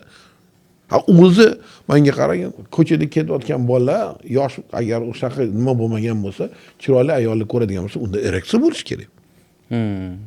Jan davrida hamma shunaqa holatda ereksiya bo'lib qolsa, qo'rqib, uyalib, hali o'tirib oladi, boshqa qildirib ereksiyasini bekitish uchun haligi bekitishga harakat qiladi, sumkasini qo'yib oladi, boshqa qildirib oladi. Shunaqa qilib yurgan. Avtdachi san ko'rmasdan uchrashuvga chiqib o'tirib, qo'lni ushlayapsan, o'tirib hech qanaqa ta'sir bo'layotgan biladi-ku. ertaga go'shang kirganda ishlama bo'lmasligini. Aniq narsa u. Keyin mana yaqinda o'sha aytaman, ko'rdim. Kelin bilan kelyapti. Kelin qomati juda ham chiroyli qiz. Juda chiroyli qiz. O'sha 7 oy bo'libdi, hech nima narsa yo'q. Hech nima narsa yo'q. Qizda vaginizm ham yo'q, hech nima narsa yo'q. Ko'rib chiqdik, boshqa qildirdik tagda. Ayb bolada. Bolada qanaqa qilib qiz uni olib kelyapti. Hamon kirib ketdilar dedi. Hamon kirib ketdi, bosh qildi. Telefon bilan kirib ketdilar. Men telefon bilan hamon kiradi. Biroq bilan gaplashyaptim deb nima qilib xulosa olman deydi. Qanaqadir xuddi qizlarni baqirayotgan tovushi eshitilgandek bo'ldi. No, она такая умница, поняла, что он полно смотрит. Сразу заподозрила. Да, сразу chiqqan ereksa buni ham chiqqanda qizga yopishaman deyapti-da, yana yotib qoldi. Yo'q, to'xtab turib qistab qoldi deb yana kirib ketdi. Потом ana раз забрала, qarasa o'sha porno saytda porno ko'rib harakat qilmoqchi. Endi ko'rayotgan payti возбуждение bor, boshqa bor. Bu yoqqa xotinni olib real hayotga qaytganda yo'q. Сразу уже potensiyasi yo'qolib qolyapti, boshqa qildiryapti. Bu narsani endi men aytdimki, Yevropada boshqada televizor xotin ko'rib olib, bir-bilan yotaverishadi, hech qanaqa nima yo'q, xotinni ham shunga o'rgatadi, boshqa qildiradi. Bizda qanaqa qilib bunaqa narsa mumkin? Bizda shariatda mumkin emas, dayus bo'lasan o'sha kuni ko'rgan kuni. Hech qanaqa bunaqa narsa mumkin emas. Shunga tarbiya degan narsa kattaroq o'ylaydi. Ota-ona bolasiga telefon olib berdi, internet olib berdi, boshqa qiladi-da. Mana bolam unaqa qilmaydi degan 100% понятияsi bor. Mana bolani jinsiy rivojlanishdan ortda ekan deb onasi olib kelyapti. Bolasi 15 yoshga to'lgan, lekin jins organlari unaqa yaxshi rivojlanmagan. Но он уже все равно мастурбирует. Necha yoshli bola? 15 yoshli bola, 15 yoshli bola. No jins rivojlanishdan ortda qolib ketgan. Lekin on masturbiruет. Shunda. O'shani o'zini ishqalab, pishqalab o'tda deydi, o'zi aytib beradi. Poqqana deydi, bitta suyuqlik chiqadi tamom qilganimda. O'zi aytib beryapti bola. Onasidan so'rasa, "Yo, nima deyapsiz? Mana bolam umuman bunaqa narsalarni bilmaydi." U bola o'zi tengdoshlar o'zi hamma ustida farang aytdim. Men yana 9 yoshli bola ko'rsatib berdi. Domani Moskvada. Xuddi shunga o'xshagan. Baloni biladi. Ana bizani qalamimizda mani bolam hali kichkina, bunaqa narsalarni bilmaydi deb qo'yib yuboramiz vaqtda. Keyin uni o'tirib qolgan, o'zi mana shu baloga uchrab bo'lganini bilmay qolamiz. Narkotiklar ham shunaqa. Kundan kun hozir bilasiz, sintetik narkotiklar ko'payib ketyapti. U ham nimada? Rynok bor, sotish kerak, pul ishlash kerak. Unga tekinga beradi, boshqa qiladi. Bir marta tekin, 2 marta tekin, 3-chi marta o'sha ikkitasini pulni qo'shib oladi. O'rgatib qo'yadi, boshqa qildiradi. Sintetik narkotiklar shunaqa kuchli. Unga bir pasda o'tirasan, bir pasda o'rganasan, uydan pul o'g'irlab chiqadi, tillasini, otasini, onasini tillasini o'qib chiqib olib kelib sotadi, boshqa qiladi, bir amalab qiladi, keyin o'tirib bo'ladi o'sha. Xuddi shunaqa narsalar bular. Bu bozorda pul qursin, mana shayton deyman, pul degan narsa shayton, shu pul topaman deb hamma o'zini vijdonini sotaverayotganini oqibati. Demak, tarbiyada ish katta, qadriyatlarimizni ushlashimiz kerak. Oilada. Mana shu nimasi, endi ko'pchilik meni masalan Moskvada boshqada gapiradigan bo'lsam, siz deydi, наверное, религиозный фанат, и поэтому так говорите. Menga qara, sanam deyman. Nasroniymisan, kim bo'ladigan bo'lsa, sanda ham xuddi shunaqa narsa bor, lekin san shundan chiqib ketganing, uzoqlashganing uchun sanda hamma balo bo'lyapti. Xudodan qo'rqmaydigan odam undan qo'rqish kerak. Chunki Xudodan qo'rqmagan odam seni haqqingni ham yeydi, qilayotgan ishingni ham. Vijdon degan narsa bor, masalan, isir paytida shunaqa narsa bo'lgan, hamma aytgan, men birovni aldamayman, birovni o'g'irlamayman, boshqa qilmayman, lekin Xudoga ishonmayman degan narsa bo'lganda, chunki bizada shunaqa idealizm degan narsa bo'lsa, sen Xudoga ishonadigan bo'lsang, yomon bo'lgan. Lekin sen ateist bo'lsang, osmonlarga ko'tarilgan, chunki perspektiva bo'ladigan boshqa. Shunaqa tarbiya olib kelganmiz, lekin biz shu ateizmni o'qigan odammiz. Lekin o'z vaqtida hamma narsani tushunib olib, nimaligini aqlimiz bor-ku bu narsani tegiga yetib olib, shu kommunist kimligini ham, nima kimligini ham hammasini bilib, xudosizlar deyman, o'sha xudosizlarning orqasidan nima bo'layotganini, nimaga uchrashini ko'z bilan ko'rib turib biz boshqa qildiradi. tarbiyada ham oilani shu parokandaligi ham, davlatni parokandaligi ham dindan uzoqlashish. Agar hammamiz Xudodan qo'rqadigan bo'lsak, unda Xudodan qo'rqqan odam oilasini o'ylaydimi, jamiyatni o'ylaydimi, jamoani o'ylaydimi, jamoa uchun harakat qiladimi? Mana o'sha janozaga chiqasanmi, mahallaga qo'shilib yurishlaring bormi? Hamma narsalar bir-biriga yordam berish, qo'shninga noni yo'q bo'lsa qo'shniga non berish, nonni bo'lishib yeyishlar, bular nimaga o'rgatadi bizani? Shu oxirgi noningni ham, o'sha magizni ham o'rtog'ing bilan yoki qo'shning bilan bo'lishib yeyishga o'rgatadi. Qanaqa shunaqa mahalla bo'ladigan bo'lsa, o'zini ayolini himoya qiladigan, oilasini himoya qiladigan bo'lsa, qanaqa davlatni himoya qilmaydi? Albatta davlat kuchli bo'ladi. Topganini hech qachon o'tda bechora odam bo'lmaydi. Yaxshi ozgina bitta non oshni topgan, o'sha noni bilan ulashishga ham harakatini qiladi, olib keltiradi. Menda endi boshqacharoq, men ko'proq ilmga shogirdlarni yetkazishga boshqaga ko'proq o'sha e'tibor qildiraman. Shunga ko'p sarf qilaman. Lekin nima qilamiz? Baribir Alloh yo'lida zakotini, xudoylarni, nimalarni hammasini qilib yuramiz. Lekin ko'proq meni missiyam deb o'ylayman. Ilm qildirish, shogirdlarni ko'proq yetkazirish. Faqat kuchim bor, boshqam bor. Shular meni qancha ilmimni shularga berib ketsam, meni ortimdan keyin shular meni ilmimni davom ettirib yuradi degan missiyam bor. Shuni qildirish harakatini qilaman doim. Albatta. Keyin shu nima maslahat berasiz unaqada? Ustoz, bu uylanishdan deylik 6 oy oldin yoki 1 yil oldin, shu endi bola deylik halol yurgan bola. Mana qarang. Bizda qonun bor. Qonunda yozilganki, er-xotin uylanishdan oldin doktorni ko'rikdan o'tish kerak degan. Shu o'zi qonunda bor bizda, statya bor. Konstitutsiyamizda bor. Endi ana shu narsa to'g'ri biznesga aylanib ketgan. Poliklinikaga borasan yo o'tga borasan-da, seni nima qiladi? Pulingni oladi-da, o'zi arzimagan bilmayman, ish pul oladi, senga spravkani hammasini yaxshi deb yozib beradi. Zaksga borasan, shu bilan o'tasan. O'zi qonunda bor. Qog'oz olib bermasang hech kim seni o'tkazdirmaydi, lekin shuni yo'l yo'rig'i bor. Lekin muammoli odam bo'lsa, keyin aytadi, "Voy, attang, nega men qaratmagan ekanman? Nega shuni ko'rsatmagan ekanman? Nega mutaxassisga ko'rinmagan ekanman?" deydi. O'ta o'sha mutaxassis ko'rib aytib beradi, senga to'g'ri keladimi, to'g'ri kelmaydimi, muammoing bormi, yo'qmi? Ko'pchilik bolalarning ichida men xafa bo'ladigan narsam shuki, jinsiy rivojlanishdan ortda qolgan, lekin o'ylanvergan. Uni ota-onasi ishtonni ichiga chiqib, moyagini ko'rmaydi, boshqa qildirmaydi. Qattan biladi nimaligini, o'zi yetmasang tortiladi. Chunki tortilish sababi ham o'sha infantilni, bu miyasi jinsiy qo'zg'alish bo'lmagan uchun o'sha bolanikidek qolib ketgan. Uylanish kerak, yaxshi. Takoy romantichki uylanish degan narsani bu o'sha romantichki o'sha ko'rinishdan boshqadan qo'y shunaqa qilib tushuntiriladi. Platonika deb aytamiz, shu platonichki любовь uylanaman deb o'ylaydi, shunaqa haliga achom-achom qilib yotish bilan, o'pish bilan, qurolash bilan deb tushunchasida shunaqa narsa. Lekin uylangandan keyin na aloqa bor, na boshqa na bor. O'sha qizli turmush boshqa, menga ko'pincha qizli turmush bo'lsa hammasini olib kelishadi. Mana vaginizmmi yo'qmi, ko'rsang bolada hamma ayib, mana shunaqa holatlar. Aytasan nimaga ko'rilmagan? Dod demasang bo'lmaydimi? Shunga ota-onaga aytaman, baribir shu bolangiz 13 yoshga kirdi, albatta bir yaxshi mutaxassisga bir ko'rsatib qo'ygin. Ko'ngling tinch bo'ladi. Bizda o'g'il bola tug'ildi bo'lsa, o'sha ilgari shunaqa narsa ko'p bo'lgan, aroq olib borib choyxonada yuvib o'tirganmiz osh qilib. O'sha o'rniga o'g'limni yetim-uchasi sog'mikin, yaxshi tug'ildimikin deb e'tibor berdirish, mutaxassisga birov ko'rsatib olish, o'sha narsalar bo'lmagan. Lekin hammaga aytaman, baribir bu hozirgi kunda juda ham aktual hisoblanadi.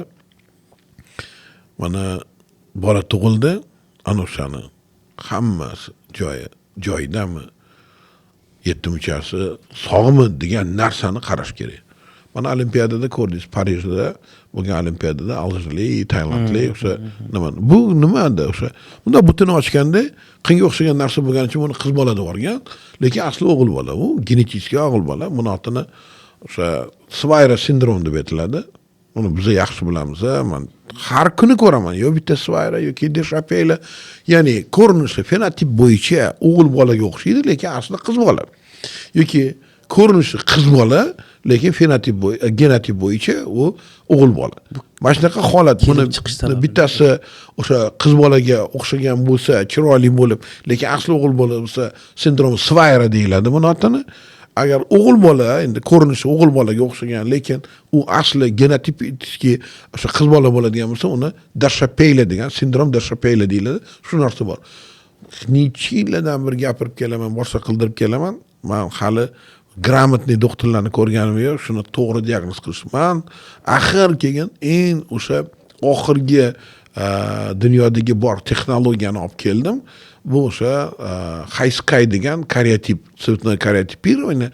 Malaysiya o'tda agar inversiya bo'ladimi, translokatsiya bo'ladimi, Malaysiya narsalarni ko'rsatib beradi, rangi bilan, o'sha kartasi bilan ko'rsatib beradi. Shu adashish degan narsa bo'lmaydi. Ani qoralarda eskicha o'sha черно-белый televizor ko'rgandek, hozir kim цветной bo'lganda черно-белыйni ko'radi. Hech kim. И притом HD'si qancha yuqori bo'ladigan bo'lsa, radioshasiya spasmi shuncha zo'r bo'lsa, shuni xohlaydi. Biz hali ham o'sha черно-белый yuramiz. Laboratoriyachi bir tiyinga qimmat qilingan analizlari hech qanaqa to'g'ri kelmaydigan boshqa. Qayerga borsam shundan stradat qilamizki, analiz qilgan, yozib bergan mana bitta случай. Bir bola urologga boradi. O'sha analiz qilganda, sanda 75% urg'ing bor ekan degan, u bechora kelib, "Meniki zo'r ekan" deganda xotini qo'yib yuborgan. Taloq qo'yib yuborgan. Ketgan xotini onasi boshqasini olib bergan, undan yashab yuribdi. Ana xotini erga tegib, bolali bo'lganini eshitib, "Men kelyapti doktor, mana shunaqa edi, shunaqa bo'ldi, mana 75% dedi." Qanaqadir qog'ozga qo'lida shunaqa bir narsa yozib bergan. Ko'rgan, nimani ko'rgan, Xudo biladi uni. Endi o'shanga ishongan, nima qilgan? Tekshirib chiqsak, azozospermiya u bolada o'sha imенно formasi, testikularniy forma azozospermiya, spermatogenez yo'q unda. Qanaqa ko'rgan, nimani ko'rgan? Menga bir kuni rasmini ko'rsatdi. Aka, mana qimirlab yurganini men videosini olib keldim. Ko'raman videoni, qanaqadir shu Xitoyda chiqqan bu narsani qo'ygan. U qanaqa standarti yo'q, boshqasi yo'q. Endi bilasiz, urug'i suyuqli bo'lgani uchun oqadi u. Mikroskop ichida oqib yotayapti, har xil griyaz-mriyazli, plastik narsalar oqib kelyapti, uni kompyuter o'ylayapti, spermatozoidni uni sanab beryapti. Mana shunaqa narsa artefaktlarni sanab bergan boshqa qildi. Hech qayerda dunyoda unaqa narsa yo'q. Har bir оборудование o'sha check-up qilinadi, o'tkaziladi, uni ko'radi, keyin shu narsa to'g'ri ishlayotganini, shuning uchun ham sertifikat olish kerak deyotganim shu. Agar to'g'ri o'tgan bo'lsa, National Control kompaniya buni tekshirib, bu qilayotgan analizlar to'g'ri, shunga ishonsa bo'ladi degandan keyin shu laboratoriyaga ishonib, tayanib bu narsa qildirish mumkin. Mana siz aytayotgan haligi nimadan bola boryapti, bitta urologga uni testosteronni ko'ryapti. Va testosteron tushib ketdi. Keyin trenerga borib, "Oka, men testosteron tushib ketgan ekan." Menda zo'r dorilar bor ekan. Paqillatib dorilarni sotib, shuni olib yuribdi. Undan keyin men kelyapti. Mana mana spiskasi. Ko'rib qo'rqib ketdim oxirida aniga. Susdan o'namayapti-da, o'sha yana necha kunda olsan, har haftada bir marta. Dahshat. Все, blokirovka nima, o'sha gipofiz blokirovka o'sha tuxum ishlamaydi, hech qanaqa narsa yo'q. Azozospermiya, parneshiya azozospermiya.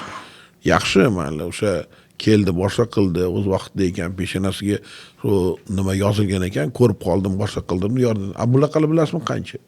Qancha. Ana o'sha vijdonsiz trener, vijdonsiz berayotgan назначение hisobiga pul qursin, shu pul deb nima qildiryapti? Yaxshi analiz qildirish, o'sha masalan sertifikatli laboratoriya bilan sertifikatli laboratoriyaning o'rtasida 2 barobar 3 barobargacha farq bo'lishi mumkin. Chunki u yerda tan narxi shunaqa yuqoriga tushadi. Doktor даже foyda olmaganda ham, hech nima foyda keltirmaganda tan narxi yuqori bo'ladi. Nimaga chet elga chiqamiz?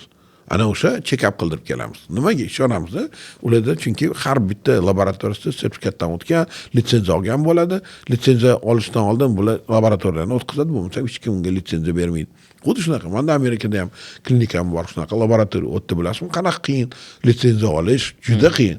Qo'rqamiz o'zimizni yo'qotib qo'yishdan boshqasini. Hech qanaqa g'irrom ishlar qildirmaymiz. Endi shu bizani tarbiyalab qo'ygan, o'zi o'rgatib qo'yilgan. Mana Amerikada ham rolda yursak ham, boshqa qilsak ham hech qachon narusheniya qilmaymiz. Bilamizki, bu bitta narusheniya deb tuxumni kesib olish mumkin. Nimada ham xuddi shunaqa, muammo yo'q. Lekin bizga kelsak, yurolmay qolaman men. Bilasizmi, yurolmay qolaman. Chunki qonun qoida buni hammaga ustupat qilib yuradigan bo'lsang, kechqurungacha ham yetib borolmaysan manzilingga. Shunaqa narsalar bor. Bu bizani asta sekin mentalitetimizni buzilib borayotganligi, o'zim uchun men deb birovni hurmatsizlik qilishlikni oqibati deb o'ylayman. Lekin men Saudiyaga borib keldim yaqinda. Deganimga 3 kun bo'lgani ham, 4 kun bo'lgani yo'q. Nimaga borib keldim, umra qilib keldik, boshqa qildirib keldik. Men ko'ryapman shu narsani.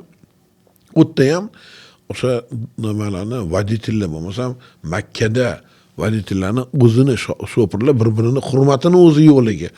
Qarang, odamlarni topilib chiqib ketishi, samolyotlarga birdan urilib ketayotganligi, bilasizmi, men shunaqa paytda uyalib qolaman-da, o'zbek deyishimdan, boshqa qilishimdan ham nima. Meni kuyovlarim amerikanistlar, ular umraga borishdi, biz bilan birga boshqa qildiradi. Chetda turibdi, hech bir-biriga yaqin kelmaydi, boshqa qildirib, hamma chiqib bo'ldi, sekin chiqasan, boshqa qildirasan de, mayda ada xijolat bo'lmay, ha, nima, bilaman deyapti. Shunaqa, chunki shu ko'rgan, boshqa qilgan xijolat bo'lmaydi deyapti. Bu endi sekin-sekin, yillar ichida sekin yo'q bo'ladi deb shunaqa. Meni uspakoyit qildiryapti kuyovam. Navaram ham xuddi shunaqa. Doda deyapti, ne bunaqa deyapti. Nimaga bunaqa? Aytsa bo'lmaydi, o'rgatsa bo'lmaydi deydi. Bilmaydi o'ylayapsan, hammasi biladi. Bu yerga kelganlar qaradimi? Hammasi nimaga kelganlar? Umra qilgani, baytga borgan. Shu Baytullohda ham hamma Hazratul Asvodga yopishyapti. Kirib, urilib bir-biriga boshqasini. O'zi teyish, birovga jabr yetkazish o'zi noto'g'ri-ku. Bir chekkadan nariroqqa o'tib, birovga xalaqit qilmasdan qilaverishingni, hech qanaqa muammo yo'q-ku. Nimaga kirishing kerak o'shaning ichiga? Hech shart emas uni narsa. Endi bu bizani aytaman, qonimizda bor narsalar-da. Bu narsalarni siz bilan hozir bitta suhbat bilan boshqa bilan bularga ta'sir qilish juda qiyin. Inshaalloh faqat Allohdan shu narsani duo qilish kerak, so'rash kerak. Birodarlarimga ham shunaqa bergin, sabr bergin. Eng katta narsa shu sabr. Bizni besabrlikning orqasidan shu narsalar bo'lib chiqadi. To'g'ri. Hali ham shug'ullanasizmi? Men har kuni shug'ullanaman. Har kuni. Har kuni shug'ullanaman. Necha kirdingiz? Men 68 ga kirdim. Shitay bolalarga ham bir motivatsiya bo'ldi-da bu. Va endi badanni ko'rsatish yaxshi emas. Bir paytlar men o'sha bodybuildingda o'zim qatnashganman. Nimani hali ham o'sha nimalarni qildirib yuramiz. Endi hozir o'sha badanni ochib yurish yaxshi emas, boshqa emas, avrat ochish deb hisoblanadi. Lekin hali ham shu baribir qarash kerak. Endi inson birinchi men aytaman, doktor sifatida hammaga o'rnak bo'lish kerak. Sen menga kelishing kerak. Doktor, men ham sizga o'xshagan yoshga kirib, shunaqa ham jinsiy faoliyatim, ham ko'rinishim shunaqa bo'lish xohlayman deydigan bo'lsangiz, albatta men sizga yo'l yorg'ini o'rgatishim kerak. Nafs deganda ham juda katta narsa bor. O'zi bu shayton deydi. Mana shu yoshlikdan shu dadam yaxshi ulamo bo'lganda bitta yaxshi narsani o'rgatganlar. Shayton seni ushlab meva olmasligi uchun sen shaytonga qarshi kurashishing kerak. Agar shayton o'tirib birpas yot, yana 5 minut yotgan desa, yo'q deb, "Auzubillahi minash shaytonir-rajim" deb turib ket. Men buni qildirma deyotgan bo'lsa, shuni qil. Nafl namoz o'qima desa, yo'q, nabarat turganda 2 ta o'rniga 4 ta o'qigin. Endi sendan nari ketadi. Xuddi shunaqa. Men ham ko'pincha shu shayton bilan kurashishda to'g'ri deb bilaman. Meni shogirdlarim mana billa Termizga bordikda 3 kun ishlayapman. Hech kunga shu ishlab biz kasallarni ko'pini ko'rib, hammasi keyin yana chiqqandan keyin leksiya o'qib berdim. Juda katta auditoriyaga 3 soat o'tirdik, boshqa qildik. Qatdan kuch olasiz deydi. Menga u qilayotgan ishimdan topayotgan udovlетворение ham, o'sha qoniqishim menga doim motivatsiya bo'ladi. Nimaga?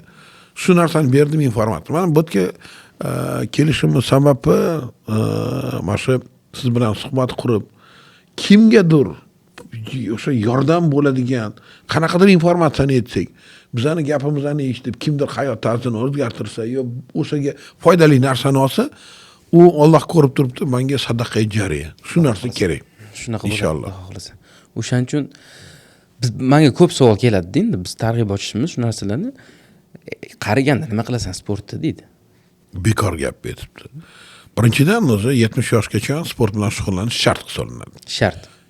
70 yoshdan keyin aytiladi, masalan, o'sha odamlarda kompensatsiya bo'ladi. Sport bilan shug'ullangan, sport bilan bu ilmiy narsani aytib beraman.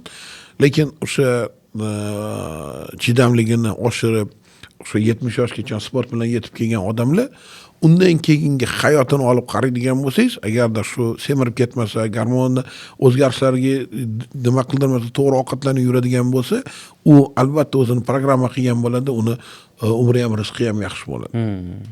Inson tirikmi kurash bilan o'tish kerak. Shayton bilan kurashsin har doim. 5 minut yod desa, yo'q turib keting. Yoki shirinli narsalar, hani go'shtli, yog'li narsalarni ko'radigan bo'lsang, tortayotgan bo'lsa, ana shaytonni to'xtat, kerak emas. Senga kerak emas shu narsa. Yema. Bilasizmi? Puling bo'lsa, hamma narsang bo'lsa, o'zingga pozolat qilsang, qaytarish ancha qiyinroq. Da, to'g'ri. Manda nimaga bordik-da? Hindistonga bordik. Hindistonda hamma ozg'in ekan, voy, bu hammasi chiroyli ekan, boshqa ovqat yo'q deyman bularga. Shuning uchun ozg'in. Ko'tini ulolmaydi. Agarda bularni ovqati bo'lganda, bulardan semiz bo'lmasdi. Keyin mehmonga chaqirib qoldi, qalagam professor. Zo'r oyiga borsak, ana ko'rdik. Qizlari ham, o'g'il bolalari ham semiz.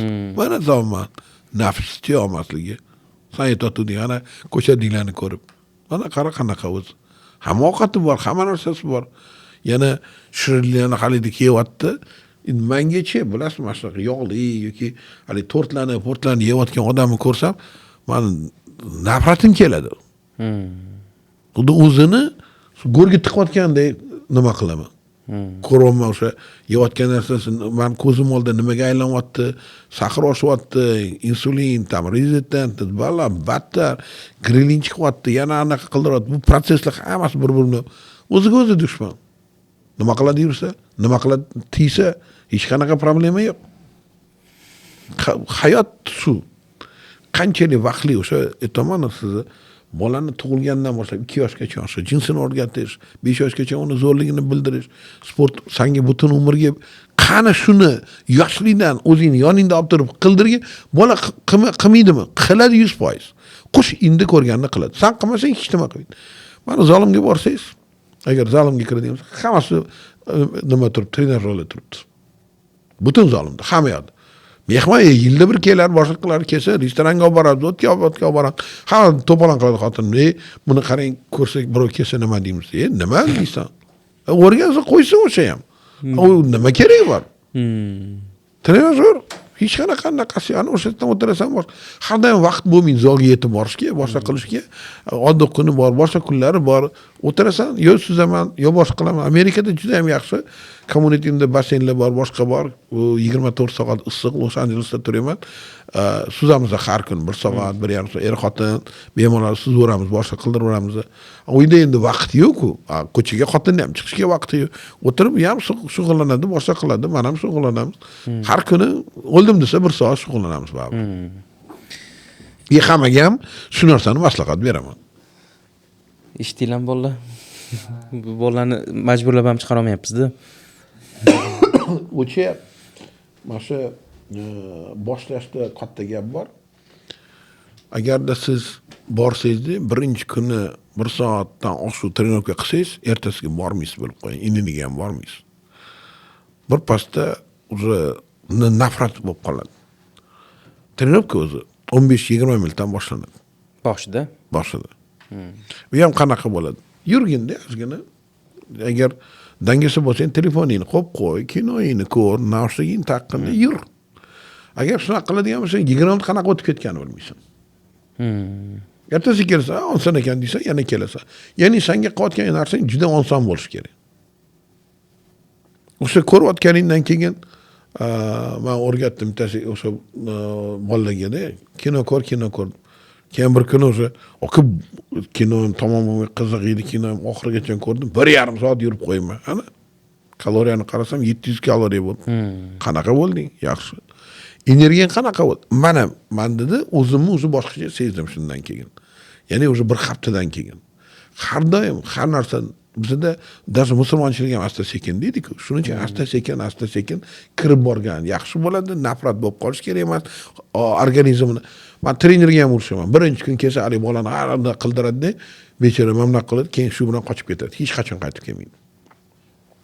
Qiziqtir, rezultatini ko'rsat, asta sekin 5 minut, 10 minut, 15 minut yo'lini o'rgat, zerikmasin.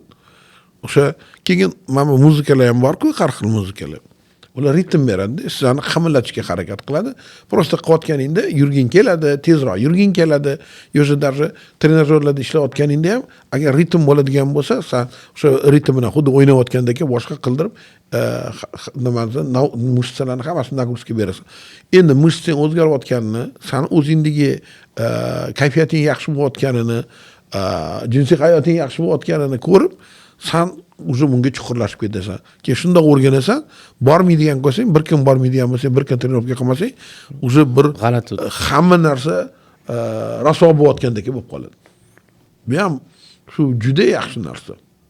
O'zim keyin uyda ovqat qilaman. Nevaralarimga ham, bolalarimga ham, hammasiga ham o'rgatganman, kelinlarimga ham o'rgatganman. Qaysi ovqatni qanaqa qilib tayyorlash. O'zi haqiqatda qovurilgan ovqat hech qanaqa foydali narsa yo'q.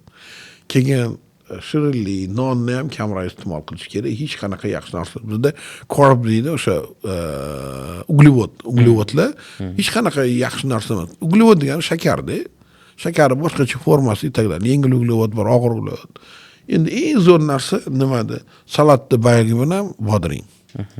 Agar juda nima qiladigan bo'lsa, shu bodring bilan salatni qo'yib shunga o'rgansangiz, keyin men ba'zida aytaman, bir kunlik malasolyonniy bodring bo'ladi, bilasizmi yo'q? Diyetaga ham zo'r narsa. Ertalab qo'yib qo'yasang, kechqurun o'sha tayyor bo'lib turadi yoki ertasiga tayyor bo'lib turadi. O'shani olib yeb yursan ham. Agar oshqozon ichida bir narsa turadigan bo'lsa, qonni ochmaydi. Bizani qonnimiz ochish sababi butun kun yurib qo'yamiz-da, qorin ochib ketadi, keyin bitta o'tirib bir tonna ovqat yeysan. Ana shundan keyin qorin chiqadi, boshqa qildiradi, qiyin bo'ladi, nafas ola olmaysan, boshqa qilmaysan. Hech keragi yo'q narsa. To'g'ri, o'sha o'zi dimlangan eng zo'r narsalar dimlangan narsa bo'ladi. Masalan, o'zbeklarda dimlama bor-ku, qovurmaydan qiladigan dimlama, haqiqiy dimlama. O'zi dimlama zo'r bo'ladi. Faqat tagiga bizaniki dumba qo'yadi-da, keyin ustiga terib chiqadi. Qo'yma dumba, hech qanaqa narsani keragi yo'q. Pomidorni o'zini so'kida pishadigan bo'lsa, zo'r bo'ladi. Pomidorni butun solib qo'ygan, o'zi sekin ustini yopib qo'yadigan bo'lsa, bir piyola suv solish kerak bo'ladi, hech qanaqa narsa yo'q. Tuzni ham kamroq sol. Nimaga? O'sha tuzni ham kam soladigan bo'lsang, anaqa qilmaydi. Keyin qora go'sht. Keragi yo'q, ani nimalar yog'larni ichiga solish.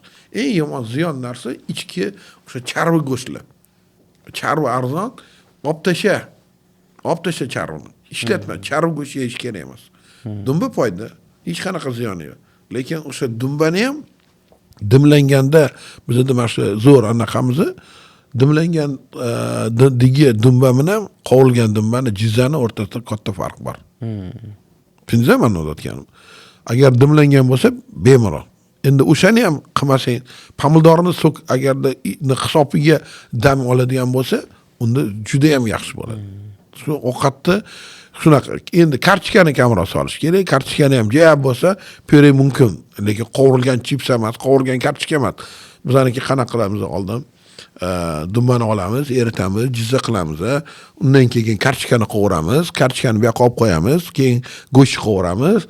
Undan keyin qolgan narsani solib dimlama qilamiz. Qovurmasdan qilsa nima qiladi? Naborot shirin bo'ladi, naborot yaxshi bo'ladi. Hammaga foyda bo'ladi. Yosh kattalarga ayniqsa. Bir sizdan iltimoslardim mana shu bir 5 yil oldingi sizga keladigan bemorlar bilan hozirgi bemorlarni yoshi borgan sari yosharyaptimi? Albatta yosharyapti. Shu to'g'risida o'zi bugun gapirdik. Bunga sabablarni ham boshida o'sha gapirib o'tgan narsa, o'sha texnologiyalar rivojlanayotgan, axborotlarni yetib borayotganligi, erinchoq bo'lib qolayotganimizni, zalga bormayotganimizni mana aytyapsiz, bolalarning ham motivatsiyasi yo'q, borishi nima qiladi? Borganda ham haligi trenerlarning qilayotgan ishlari, ularni nagruzka qilib qo'ygan. O'tda masalan, o'sha o'qitmoqchi bo'lsam ham men bitta narsaga hech ham birinchi kundan ko'p dars berib, bolani qo'rqitish yo'q. Hozir qiziq narsalarni beraman-da. O'sha qiziq narsalarni o'qib keladi. Undan keyin men o'zim bitta sekspatologiya to'g'risida yaxshi bir nima yozganman. O'shani beraman, ko'rib chiqadi. Undan keyin qiziqish paydo bo'ladi. Keyin voy men bu qanaqa, men bu nima ekan, voy men bunaqa ekan. Menga bolalarim o'sha o'qiganda, shogirdlarim xuddi romanni o'qigandek bir past o'qib chiqdim. Qiziq yozilgan ekan deb aytib berdi. Ya'ni qiziqtirish kerak shu narsaga. Bolalarning ichida ham kundan kun bu narsani ko'ryapmiz, ko'payib ketayotganligini, boshqa qilayotganligini, endi sabablarini ham bilyapmiz boshqaligini. Mani bitta o'zim butun nimaga, dunyoga ta'sirim nima ekan? Hech nima narsa emas. Mana siz bilan suhbatlar, shu kanal ochganmiz YouTube'da ham, o'tda ham 1,5 millionga yaqin bizani nimalarimiz bor, followerlarimiz bor. Ularga o'sha beriladi, boshqa qilinadi. No, inshaalloh qo'limizdan kelgancha shunga qarshi kurashib kelyapmiz. O'ylaymanki, mana o'shadan keyin shogirdlar ham shu narsani davom ettirsa, demak biz o'lmaymiz, demak bizani qilayotgan ish davom etadi. Baribir odamlarga yordamimiz keladi. Odamlarning ichida obyektiv, adekvat odamlar juda ko'p. Shularga faqat yetkazish kerak. Siz ham, biz ham bugungi qilayotgan maqsadimiz ham shu adekvat odamlarga suhbatimizni ma'nosini yetkazib qo'yish. Keyin shuni oxirgi bir savolim bor edi. Oiladagi garmoniyaga jinsiy hayotni qanchalik 100%, 100%. ko'pchilik bu keyingi narsa. Bekorlarni beshtasini aytib, kim aytayotgan bo'lsa, o'sha endi katta xato qiladi. Er-xotin agarda baxtli bo'laman deydigan bo'lsa, bir-birini yaxshi ko'rish kerak. Yaxshi ko'rish nima degani? Bir-birini xohlash degani bilib qo'ying. Bir-biriga xursand bo'lish, bir-birini yonida o'tirish, bir-biriga intilish degan narsa. Mayli bo'lmasa, boshqa qilmasa, bir-biriga intilmasa, qanaqa hayot bo'ladi? Bekorlarni beshtasini aytib, kim aytgan bo'lsa, erkak kishi tim bo'lib yaxshi ko'rsa, shu yaxshi ko'rganini butun umrga saqlab qolish kerak. Hech qanaqa zazurni joyi yo'q bu yerda. Qancha ko'p yaxshi ko'rsa, shunchalik yaxshi. Va shu muhabbatni, birinchi kundagi muhabbatni umrining oxirigacha yetkazdirsa, bu faqat erkak kishiga foyda. Yaxshi ko'rgan ovqatini, masalan, o'sha hech qachon joniga tegmaydi. Uni bir kunda bir necha martadan bersa ham, lekin ana o'shani stolga podachasini bir kun o'sha ingrediyentlarni qovurib, bir kun dimlab, bir kun nima qildirib yetkazdiradigan bo'lsa, men nima aytmoqchiman? Ayol kishi ham, boshqasi ham joningga tegishi mumkin. O'sha Ispaniyadagi obstanovkalarni, svetlarni, bilyolarni men har doim aytaman, agarda bilyo oladigan bo'lsa, bitta oq bilyo bo'lsin, bitta sariq bilyo bo'lsin, bitta qizil bilyo bo'lsin. Shu bilyolarni o'zini o'zgartirganing xuddi sen xotinni o'zgartirganingdek miyaga qabul qilinadi. Chunki keyingi obstanovka Ispaniyadagi kravatlarda joyini almashtirib turish, yakshanba kunlari o'sha nimalarni obstanovkani almashtirib turish juda ham yaxshi bo'ladi. Pardalarni almashtirishi o'zi yaxshi bo'ladi. O'zi vaqti bilan yuvib, o'rniga boshqasini qo'yib qo'y. Men almashtirish deganda uni musorga tashlab yuborib, o'rniga yangi emas. O'sha yuvgan, qo'yganda o'rniga yangisini qo'yib bo'ldi. Ranglar har xil bo'ladigan bo'lsa, odamga yaxshi qabul qiladi. Keyin o'sha nashina svetlar, bir kun ko'k svet, bir kun qizil svet, har xil o'sha svetni o'zi ham sizda motivatsiyangizni xuddi yangi ayol bilan yaqinlik qilayotgandek shunaqa nima qiladi. Keyin mana shu rolevoy o'yin degan gap bor, boshqa bor, er-xotin o'rtasida o'zini sirlari bor, boshqasi bor. Qachon jinsiy aloqa boshlansa, siz xotiningizga telefon qilib, kompliment qilib, o'sha menga bir narsa qadar bitta gul bo'lsa ham ko'tarib kelganingiz, misol uchun yoki e'tibor qilganingiz, bitta chiroyli qilgan komplimentingiz ham boshlanadi deb aytiladi. Shuning uchun xotiningiz sizni kutish kerak. Qachon nimaga kutadi? Keyingi kelgandan keyin chiroyli gap gapiradi, maqtab qo'yadi. Nima qiladi? Tilimiz Xudo nimaga til berib qo'yibdi? Maqtab qo'ysang nima qiladi? Bizda nima deydi? Bir kun jiyanimni nimasida o'tiribman, quyoshida Ali anasot mamna qilma boshingga chiqib qoladi, mamna qilma boshingga chiqib qoladi. Mana ahmoqlik. Yana nimamiz? Kirganingdan keyin paypoqlarni yechirgan, yerga joy soldirgan, o'tda mana shunaqa qilib o'rgatyapti. Ammo qiz bola sani bu qilayotgan komandangdan o'sha nimasi tovoniga tushib qoladi-ku. U keyin burchakka qisiladi-da, undan keyin burchakka siqilgan hayvon deydi, hamma narsani qilishi mumkin deydi. Ammo buni qilganingdan keyin undan keyin nima kutasan sen? Nima kerak bor uгол zagonatiyo?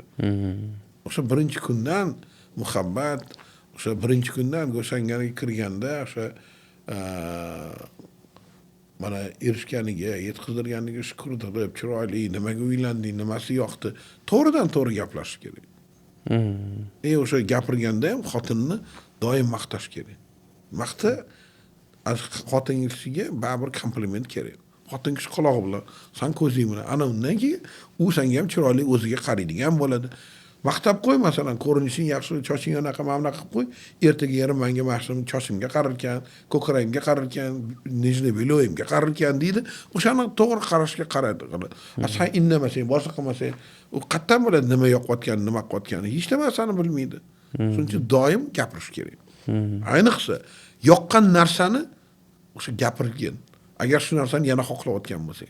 Именно в постель. Именно gapirish kerak. Именно gapirish kerak. Nima yoqsa, nima harakati yoqdi. Chunki erkak kishini ereksionni tochkalari rosa ko'p. O'sha tochkaga tegib ketdi случайно, senga yarki orgazm olding, et shuni. Bo'lmasam hech qachon o'sha narsa qaytib kelmaydi. Buni gaplashmaydi oilalar. Hech qachon uyalish kerak emas. Er xotinning o'rtasida bunaqa uyatdigan narsa bo'lmaydi. Qog'ozga o'rab gapirasam, oddiy gapirasam, lekin doim o'sha ayol kishi san agar ayol kishidan sanga aytsa, adasi siz gigansiz, sizdan maza qildim, uni bu deyishgan, sen oldin gapir. Keyin u javob beradi. Sen gapirmasang, nima u gapiradi? Bizda erkaklar shunaqa o'z vaqtida hali aytaman, yoshlikda ayollar kompliment qilishni o'rganadigan paytda masturbatsiya qilib kino ko'rgan bo'lsa, hech qanaqa gapirishni ham, o'rashni ham bilmaydi xotinlar. Hamma nonali shundan. Hammaga endi masalan maslahat bermoqchiman doim. Birinchi bo'lib shu birinchi kundagi muhabbatni butun umrga harakat qilish kerak. Xotin kishi bilan uyda janjal bo'lsa, bilib qo'ying. Uydan bekorga bizani ota-bobolarimiz 40 kun baraka ketadi. Shu yodda turish kerak. Miyangizga doim qo'yib qo'yingki, o'zingni bos. Erkak kishi bosiq bo'lish kerak.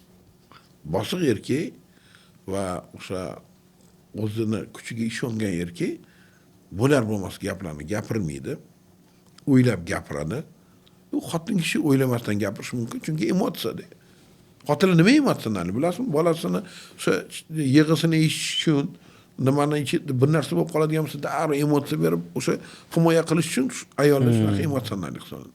Erkak kishi bosiq. Qancha bosiq bo'lsa, bu testosteron uriniga bog'liq. Qancha yuqori bo'lsa, masalan, kuchlisan, uni hammasini tep tashiysan 10 tani. Nima kuchingni ko'rsatish uchun bittasini teparmiding chiqib? Yo'q. O'ziga ishongan odam umuman hech nima qilmaydi, tegmaydi ham, boshqa qildirmaydi. Xuddi shunaqa. Doim bosiqlik bo'lish kerak va bolalariga o'sha bo'lgan aytayotgan narsani tug'ildi tarbiyasini boshlash kerak, jinsiy tarbiyani.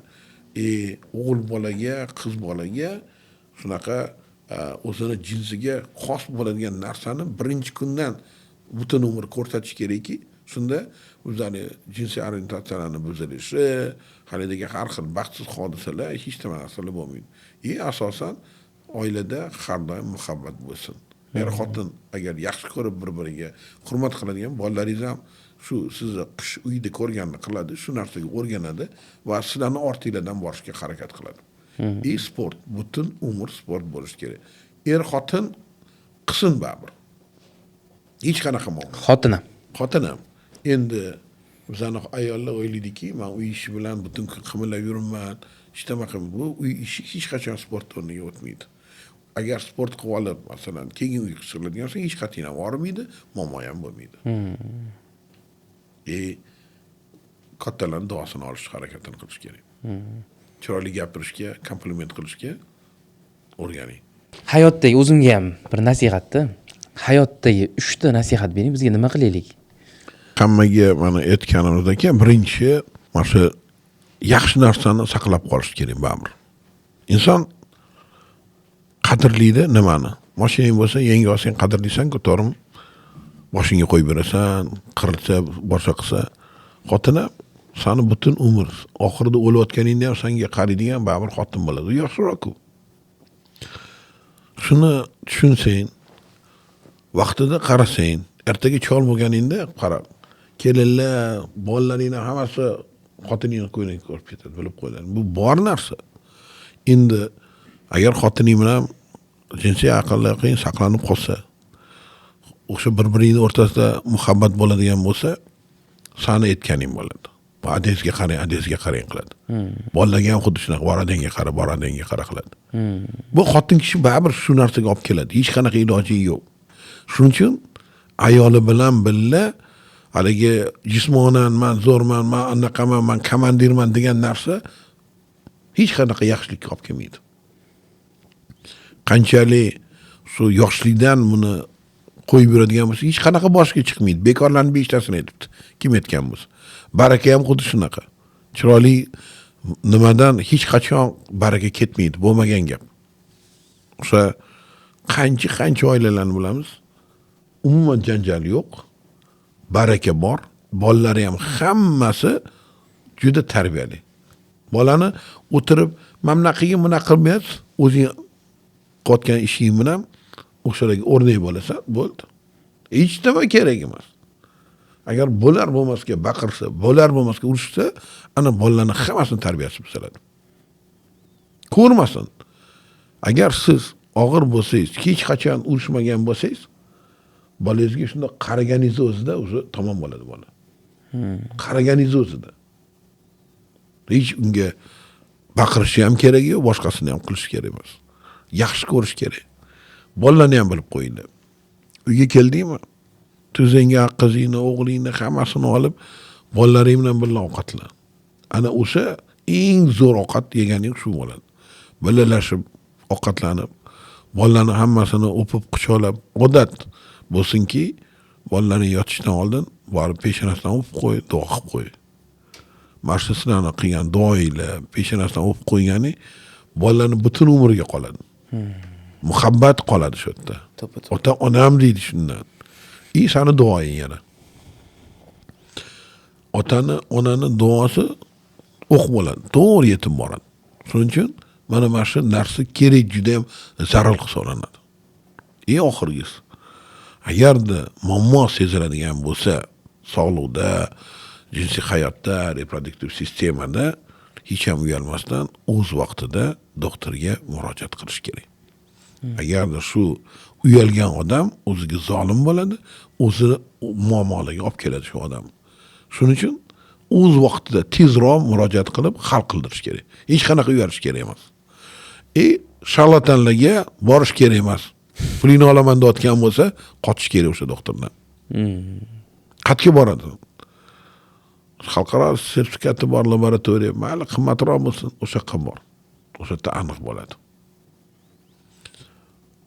Sertifikati bor laboratoriya, demak bu o'sha laboratoriyani tashkil qilgan odam boshqalarga qaraganda shunga pul ishlatgan, demak bu insonni diagnostikasini to'g'ri deb biladi. Unda arzon haligi quruq choy ishlatib, haligi ochiq choy pulni olish emas niyati, demak bu odamga ishonsa bo'ladigan degan narsa bor. Men qayerga borsam, yuzlab, 200lab odam turishadi orqamda. Mana kelganingizda ham ko'rgandingiz, boshqa qilgan. Nimaga mana shunaqa holat bor? Chunki menga ularni puli uchun emas, qilayotgan narsam.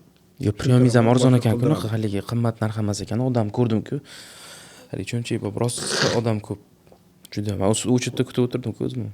Xuddi shunaqa, o'shanda hamma gap. Men ko'rdim peshonangdan o'tqizding qanaqaligini, nimaligini, shuncha aytaman.